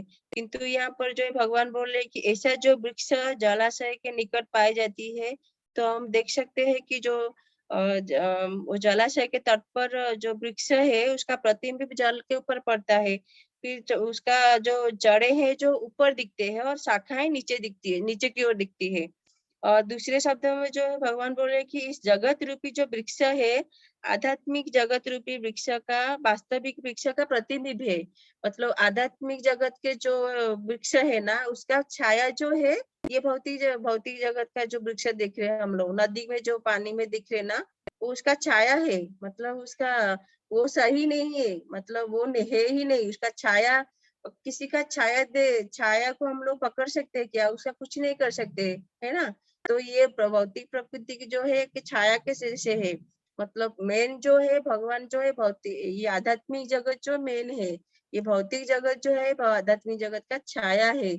और उसमें छाया में हम लोग कितने दिन नहीं रह सकते हैं। तो भगवान यहाँ पे बोले हमें छाया में नहीं, बहुत आध्यात्मिक लोक में रहना चाहिए। यहाँ पर भगवान बोले अपना सकाम कर्म को जो है, सकाम कर्म से मुक्त होना चाहिए। सकाम कर्म ज्यादा करेंगे तो फल बहुत होता है। तो सकाम कर्म जो है, हमें कर्म करके फल का भागीदारी नहीं होना है। कर्म करेंगे पर भगवान को अर्पित करेंगे। और जैसे भगवान को अर्पित करेंगे, जैसे हम लोग का जैसे अगर हम कर्म करेंगे और मतलब भगवान सेवा के लिए अगर हम कुछ भगवान के सेवा के लिए कुछ जो फल मिलता है ना, उसमें भगवान सेवा के लिए कुछ देते हैं तो उसका कर्म फल नहीं मिलता है उसमें। फिर इसके बाद जो है भगवान यहाँ पे बोले कि इस आध्यात्मिक जगत का प्रतिबिंब हमारे इच्छाओं में स्थित है। और जिस प्रकार वृक्ष का प्रतिबिंब जल में रहता है, इसी प्रकार जो है इच्छा ही इस प्रतिबिंब का भौतिक प्रकाश में वस्तुओं के स्थित होने के कारण है। जो व्यक्ति इस भौतिक जगत से बाहर निकलना चाहता है, उसे वैश्रसिक अध्ययन के माध्यम से इस वृक्ष को भली भांति जानना चाहिए। मतलब उसको ये वृक्ष के बारे में अच्छी तरह से जानना चाहिए कि जो ये वृक्ष जो है आध्यात्मिक जगत की परछाई है। तो हमें जो जैसे हम लोग को मालूम है हम भगवान का अंश है, तो भगवान का अंश होने के कारण जो है हमें ये भौतिक जगत में अपने बंधन के कारण बार बार जन्म मृत्यु लेते रहते हैं। और जो है हम भगवान का जो धाम है वहां तक हम लोग नहीं जा पाते बंधन के कारण। तो भगवान यहाँ पर ये उदाहरण इसीलिए बताया गया कि भगवान चाहते हैं कि ये वृक्ष को अच्छी तरह समझना। मतलब उसका पत्ते जो है वैदिक जो है स्रोत है, मतलब हमें वैदिक जो है स्रोत, मतलब उसको हमें वैदिक अध्ययन करना चाहिए, वैदिक ज्ञान को अध्ययन करना चाहिए। उसका मेन प्रयोजन क्या है उसके बारे में हमें जानना चाहिए। फिर उसके बाद जो है भगवान बोले ना, जो व्यक्ति जो है सकाम कर्म, ये जो वृक्ष का जो है शाखा है ना, तो इधर उधर जो है बढ़ती जाते हैं। तो भगवान बोले ये हम जो है भौतिक जगत में आने के कारण जो है सकाम कर्म करते रहते हैं, और सकाम कर्म का जो फल जो है वो बढ़ता रहता है, कभी कम नहीं होता है। उसके द्वारा हम लोग ज्यादा फल भोगेंगे, फल ज्यादा मिलेगा तो बंधन तो बहुत मिलेगा। तो इसीलिए भगवान बोले अपने सकम कर्म को छोड़ दीजिए, अकर्म कीजिए, मेरे लिए ही कर्म करो। फिर इसके बाद भगवान बोले कि ये वृक्ष का जो वास्तविक वृक्ष का प्रतिबिंब होने के कारण ये वास्तविक प्रतिरूप है। और ये जो है आध्यात्मिक जगत में सब कुछ है। और ब्रह्म को जो है निर्विशेषवादी इस भौतिक वृक्ष के मूल मानते हैं। और सांख्य दर्शन के अनुसार इसी मूल से पहले प्रकृति, पुरुष तथा तब 3 गुण निकलते हैं, और 5 स्थूल तत्व यानी पंच महाभूत, फिर 10 इंद्रिया जो 24 तत्व के बारे में बताए कि ये सारे जो है संसार के 24 तत्व में विभाजित करते हैं। यदि ब्रह्म समस्त अभिव्यक्तियों का केंद्र है, तो एक प्रकार से ये भौतिक जगत 180 अंश ये गोलार्धी में है, और दूसरा जो है 180 अंश जो है आध्यात्मिक जगत है। क्योंकि यह भौतिक जगत उल्टा प्रतिबिंब है, तो अतः आध्यात्मिक जगत में भी इसी प्रकार की विविधता भी होना चाहिए। और प्रकृति जो है परमेश्वर की बहिरंगा शक्ति है। यहाँ पर भगवान बता रहे कि जो प्रकृति जो है भगवान के बहिरंगा शक्ति है। और भगवान जो पुरुष साक्षात जो है भगवान जो है पुरुष है। और फिर इसके बाद जैसे हम लोग देखते हैं ना, नदी में जो पानी में जो प्रतिबिंब है ना, वो ज्यादातर समय तक नहीं रहता है ना, वो मतलब वो छिप जाता है, ज्यादा समय तक नहीं दिखता है। तो यहाँ पर भगवान बोले प्रतिबिंब जो है क्षणिक है, और वो कभी कभी दिखता है और कभी दिखता नहीं, जैसे प्रलय होता है और उत्पत्ति होता है।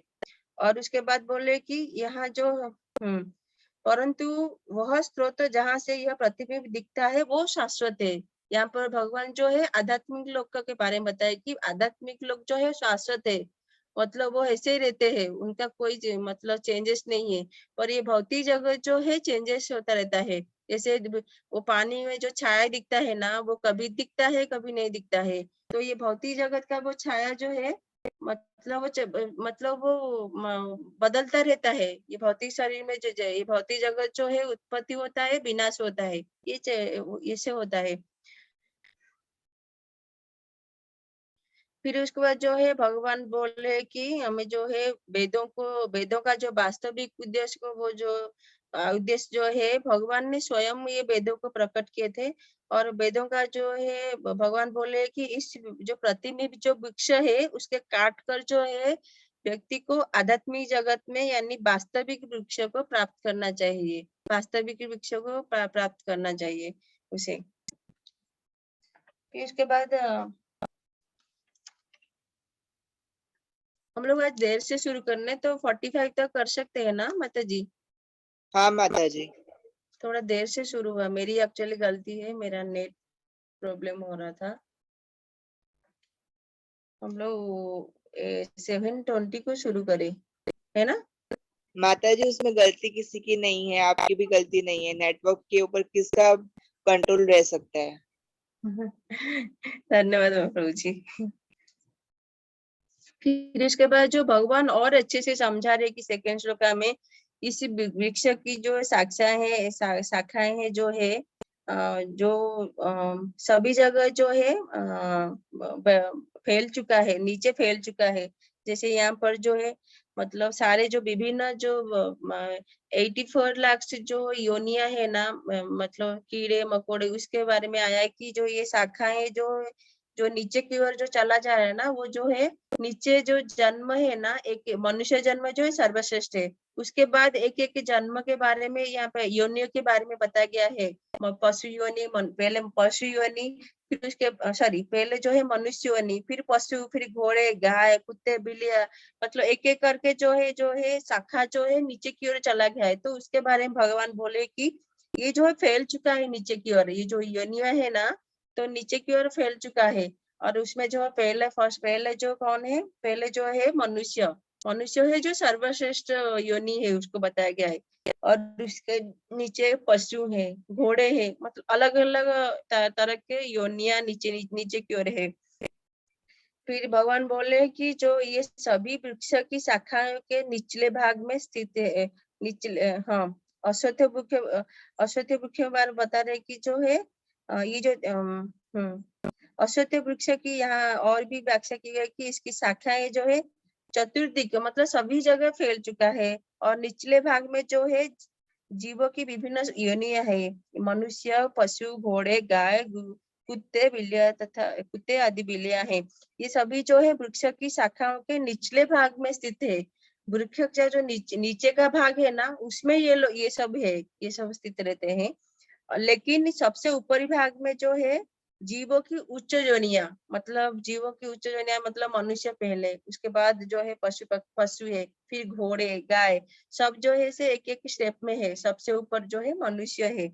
तो भगवान बोल रहे कि और इसमें जो है देव, गंधर्व तथा अन्य बहुत सी उच्चतर योनियां भी है। इसमें देवता लोगों का भी, उनके बारे में भी बताया गया कि देव, गंधर्व तथा अन्य बहुत सी उच्चतर योनियां है।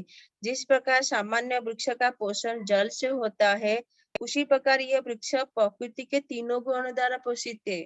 यहाँ पर प्रकृति के तीनों गुणों को फिर से बता रहे कि ये प्रकृति का जो तीन, जैसे एक वृक्ष को पानी दिए तो वृक्ष का पालन होता है, उसी प्रकार ये जो है, ये जो भौतिक जगत, ये जो भौतिक जगत रूपी जो वृक्ष है ना, उसका पालन जो है कौन करते हैं? तीनों गुण, प्रकृति के तीनों गुण उसका पोषित करते हैं।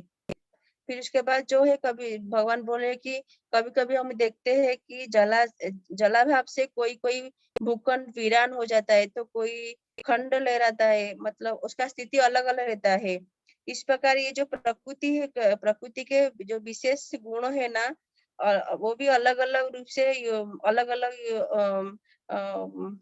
अलग रूप से जो अलग अलग जीवों का प्रकट करती है, ये जो भौतिक प्रकृति।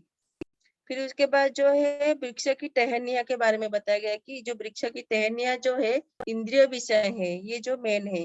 विभिन्न गुणों के विकास से हम विभिन्न प्रकार की इंद्रियों का विकास करते हैं, और अपने गुणों के अनुसार जो है अपना इंद्रियों का विकास भी हम लोग ऐसे करते हैं। और इन इंद्रियों के द्वारा हम विभिन्न इंद्रियों विषयों का भोग करते हैं। इंद्रियों के द्वारा हम अलग अलग इंद्रियों विषयों का भोग करते हैं। तो भगवान बोले कि शाखाओं के जो सिर जो है, ये शाखा का सिर जो है इंद्रिया है, यथा कान, नाक, आंख आदि, जो विभिन्न इंद्रियों विषयों के भोगों में आसक्त रहता है। और टहनिया जो है शब्द रूप, जैसे हम लोग 24 तत्व के बारे में बताए थे ना, ये सब इसमें आ रहे हैं, देखो एक एक करके। टहनिया जो है शब्द, रूप, स्पर्श आदि इंद्रिय विषय है। सहायक जड़े यानी राग तथा द्वेष है, मतलब उनको हेल्प करते हैं, राग द्वेष ये सब है।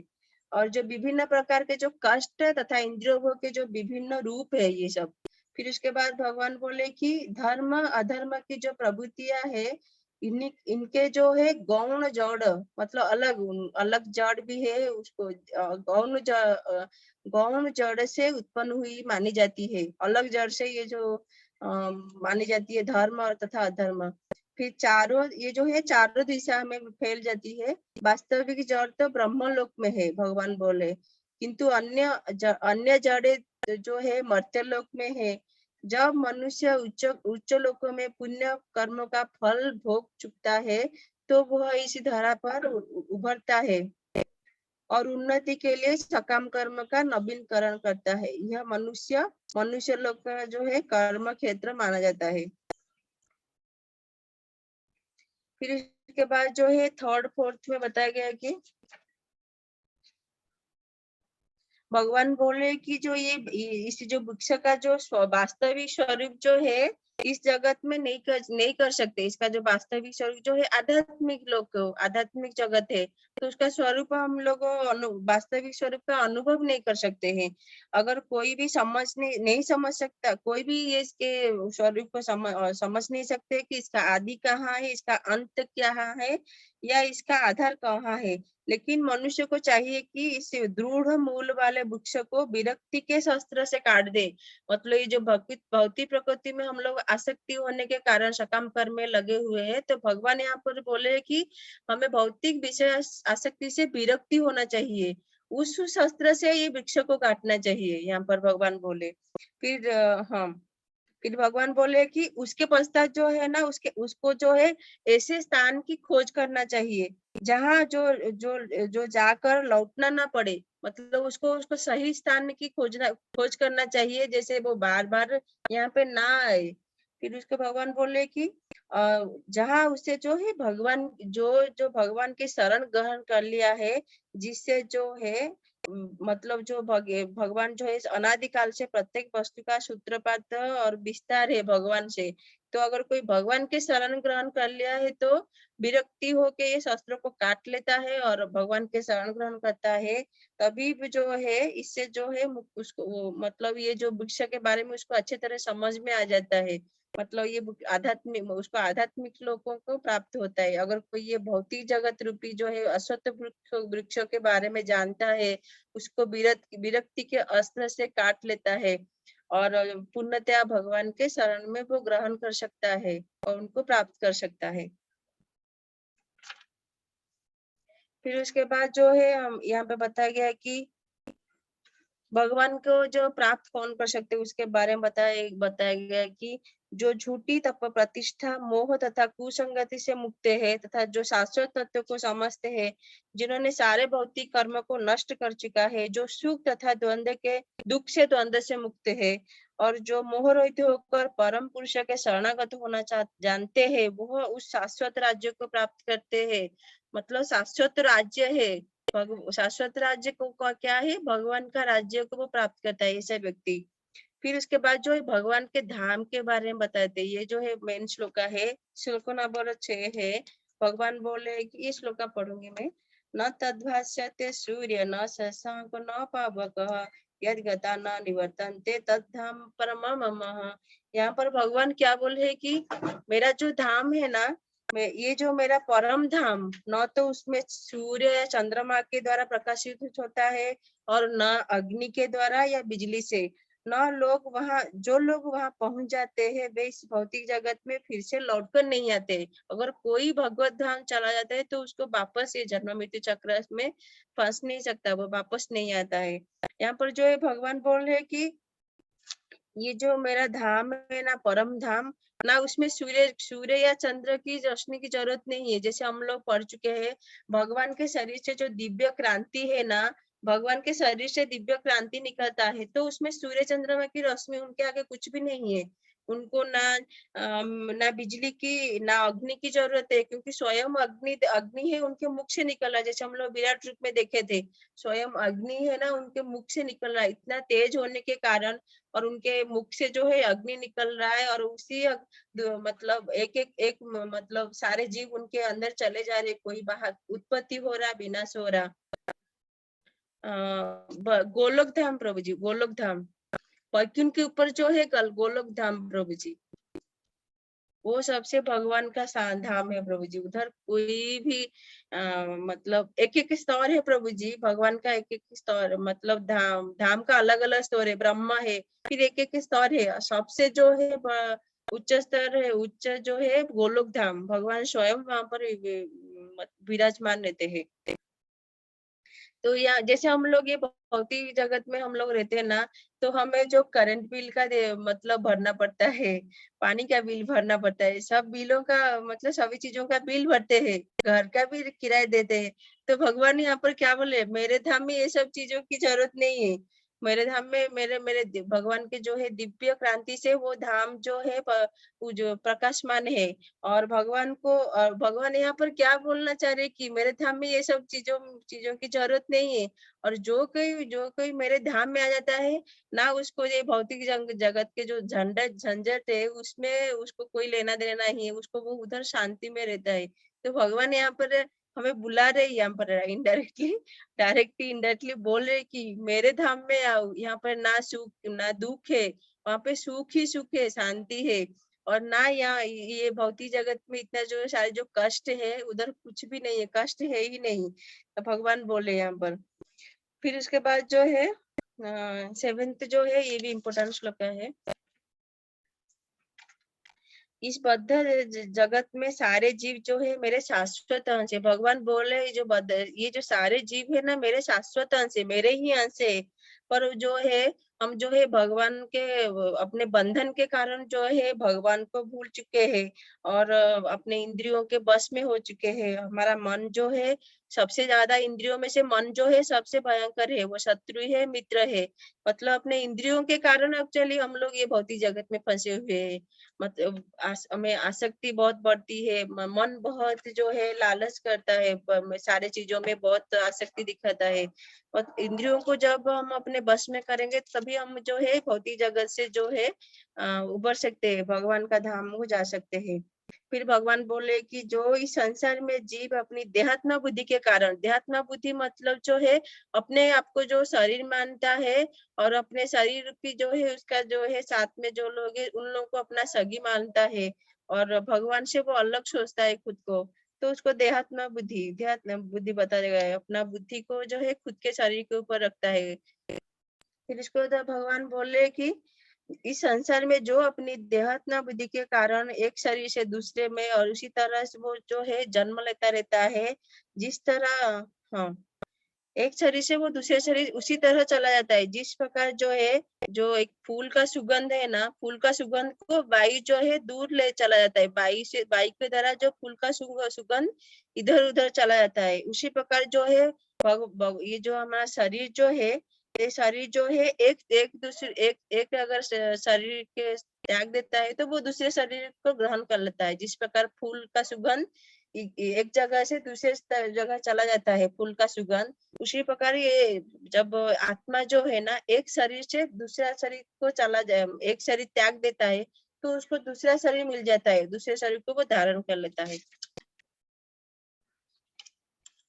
फिर उसके बाद जो है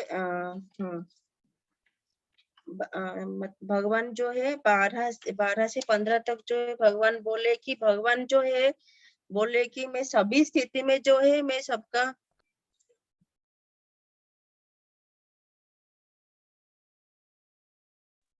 भगवान बोल रहे कि मैं सभी भगवान कृष्ण जो है हम सभी का जो है पालन करता है। भगवान बोले कि जो है सूर्य का जो तेज है और सूर्य का तेज से जो है सारे विश्व में जो है अंधकार को वो दूर कर देता है। भगवान बोले वो तेज जो है मेरे से निकला है। यहाँ पर जो है भगवान फिर से अपना ऐश्वर्य के बारे में बता रहे कि चंद्रमा और अग्नि का जो तेज वो भी मुझसे उत्पन्न हुआ है और जो प्रत्येक लोक में प्रवेश करता है और मेरी शक्ति से सारे लोग को अपनी कक्षा में रहते हैं। मैं चंद्रमा बनकर तथा समस्त वनस्पतियों को जीवन रस प्रदान करता हूँ। मतलब भगवान बोले है कि मैं सभी चीजों को जो है मतलब सभी जो सारे शक्तियां जो है भगवान से आता है। तो भगवान बोले कि मैं चंद्रमा बन जाता हूँ। मतलब सूर्य जो है सुबह दिन के समय सूर्य जो है अपना किरण प्रदान करते हैं, शाम के समय जो है चंद्रमा जो अपना शीतलता का प्रदान करते हैं। जिससे जो है वनस्पतियों का जीवन रस प्रदान करता है। मतलब रात के समय जो है सारे जो पेड़ पौधे जो है रात के समय सुबह का सूर्य का रोशनी और चंद्रमा का जो है शीतलता के कारण जो है ना रात के समय वृक्ष जो बढ़ते हैं। तो भगवान वही बोले वनस्पतियों का जीवन रस प्रदान करता हूँ, मैं ही हूँ। भगवान बोले मैं ही हूँ सारे चीजों में। और उसके बाद भगवान बोले कि मैं समस्त जीवों के शरीरों में पाचन अग्नि, मतलब जैसे हमारे शरीर में जो है जठराग्नि है ना, जो सारे जैसे मिक्सी में हमारा सारे चीज जैसे जूस निकलता है ना, सारी चीज पीस लेता है, जठराग्नि वैसे ही है हमारे शरीर में। हम जो कुछ खाते हैं ना अन्न, वो सारे पचा लेता है जठराग्नि। और प्राणवायु जो है भगवान बोलते हैं मैं ही हूँ प्राणवायु।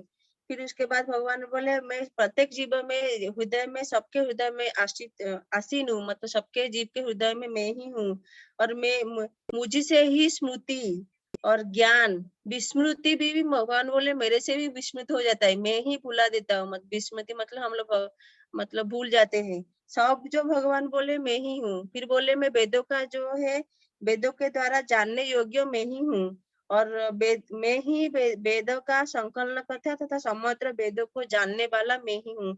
यहाँ पर भगवान अपने ऐश्वर्य के बारे में, दिव्य ज्ञान, इसमें सभी चीजों इसमें भगवान बता रहे। फिर भगवान बोल रहे कि जीव जो है दो प्रकार के जीव है। मतलब जो भौतिक जगत में जो जीव है वो क्षर है, क्षर मतलब जो है नाशवान है। और आध्यात्मिक जगत में जो जीव है वो अक्षर है, मतलब वो नाशवान नहीं। उनका शरीर जो है आध्यात्मिक जगत में जो जीव रहते हैं ना, वो उनका शरीर दिव्य रहता है, वो नाशवान नहीं है। और ये भौतिक जगत में जीव है ना, वो क्षर है, वो नाशवान होता है, उनका शरीर जो है बदलता रहता है।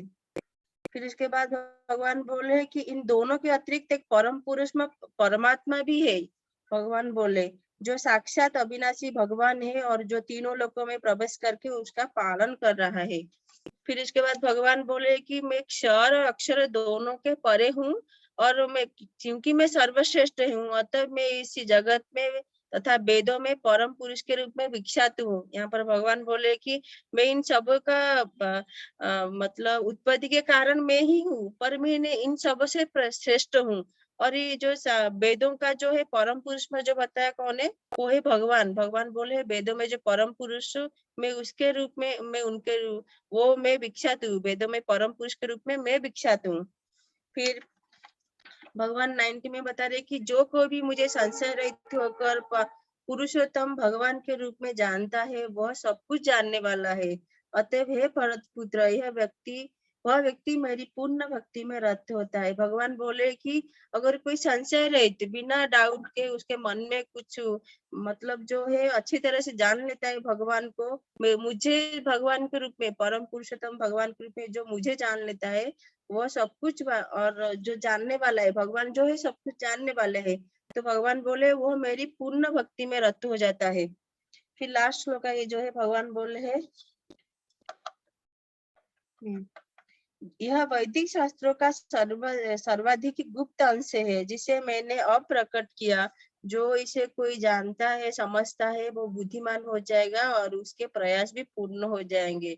यहाँ पर भगवान बोले जो कोई अगर मुझे कोई पूर्ण पुरुषत्व के रूप में जो मुझे जानता है, मतलब भगवान जो ये अपना सारे जो ऐश्वर्य के बारे में अभी बताया ना, भगवान बोले जो ये सारे मेरे जो ये सारे ऐश्वर्य को जो जान लेता है वो सबसे बड़ा बुद्धिमान वही बन जाता है।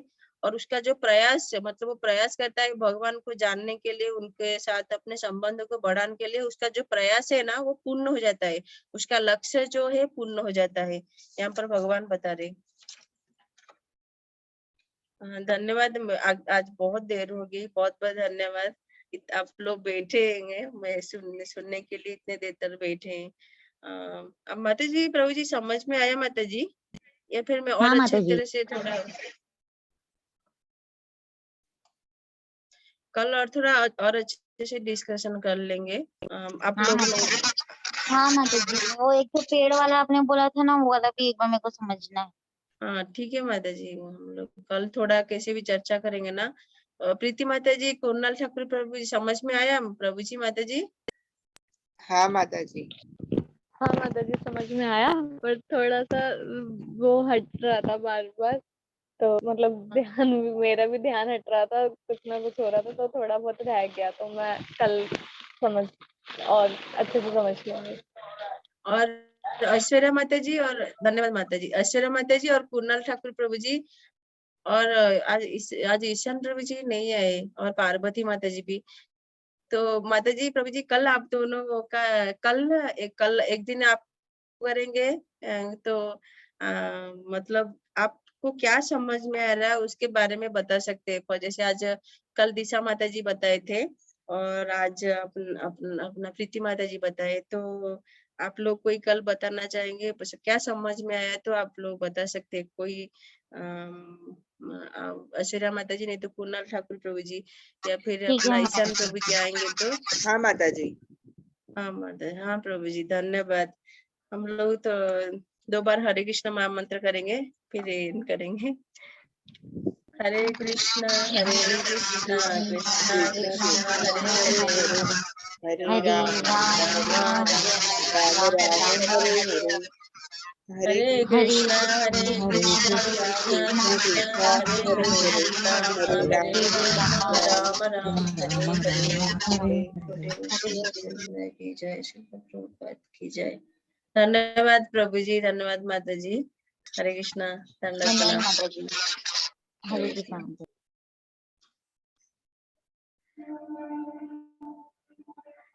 कल मिलेंगे। हरे कृष्णा